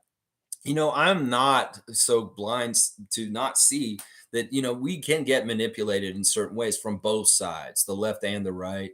But in some ways, it's like, well, we can't do an equivalency here because the sides want two different things. The left side wants more freedom and rights and the ability to live your life without anybody messing with you. And the right very much wants to control it right now. So that's the thing. It's like you can say this is bad because of this, this, and this, and the left side. But on the right side, it's not equivalent. The stuff they want is way worse. So it's like, I know everybody says, well, they're both suck. They're both horrible. Well, one side wants to give you free health care and wants you to live longer and wants to take care of the poor and wants to feed everybody. And the other side wants to tell you can't have abortion and tells you how to live your life. There's a lot of the difference between the two there. And the platform of what the left side wants is for society and humans in general, per people, everybody. The other side wants to enrich the rich, make them even more rich, the rich, rich and rich and richer. So there's a very different stance on both sides, and it's not the same. So in some ways, there's a false equivalency when people say both sides are bad. That's not true. The right side is way, way worse than the left side because the left side wants to give us stuff back to us and take care of us. And the other side is not. They want to control us. Let's see. Stargate saying for Tobias, who these trolls are hilarious. I agree with that too. They are really hilarious. I'm not even reading their stuff anymore. Mike, just don't read it. Trust me. Stargate, a rando casual, but I like two extremes where they have salary completely not matching or the value is not completely matching, but the salary does. Most casuals don't understand how trades work.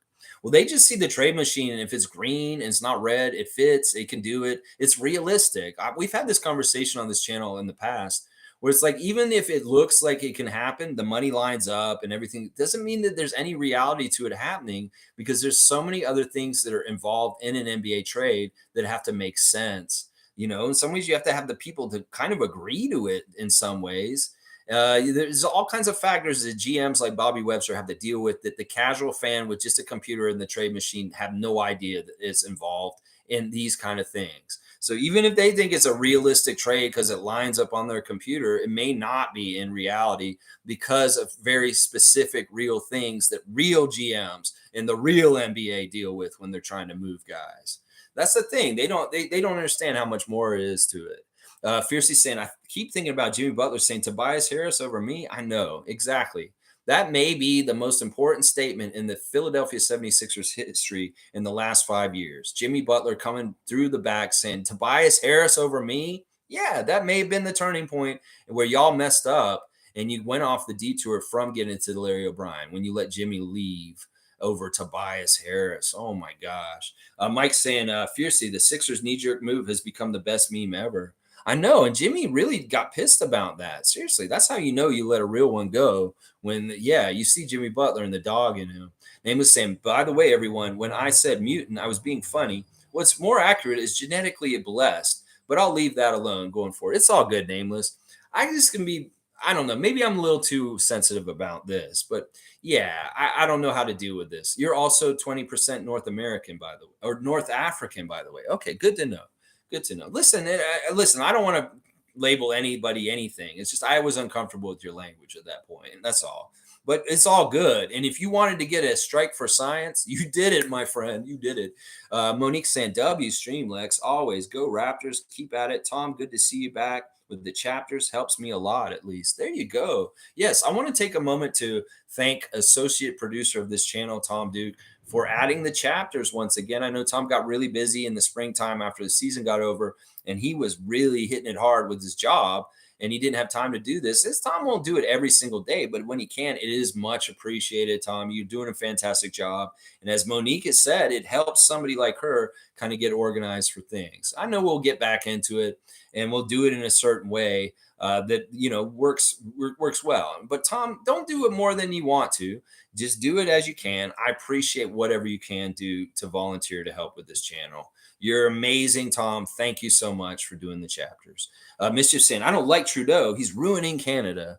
Well, there's a lot of people ruining Canada. And, I listen, I don't think Trudeau's perfect, but in a lot of ways, he's better than not perfect. He has a couple of things that are awful. Sure, the blackface stuff is bad. It looks real bad, but it's really being used way more than it should be. In some ways, it's like, listen, he feels bad about it. He wanted to apologize and get past it. Is really poor lapse of judgment. Now, the main problem I have with Trudeau is he's in the pocket of corporations. And the Liberal Party, just like the Democratic Party in the States, is not really good for the people. They're very much controlled by the big corporations. And that's my main problem with it. But Justin, as a person, he really means well. And when I hear him speak, I believe in him. He's a great leader, and there's a lot of things that he stands up for that matter, that are important. I'm so glad he's our prime minister compared to what the alternative could be from the Conservative Party. And thank God he's our prime minister. He's not perfect. There's some things about him that I don't really like or agree with, but he's better than what could be there. Let's just put it that way for me. And everybody can be different. You can hate Justin Trudeau on this channel. It's fine with me. I can understand why people don't like him. A lot of that stuff with the convoy was silly, and it really drummed up a lot of hate for Justin in that particular instance.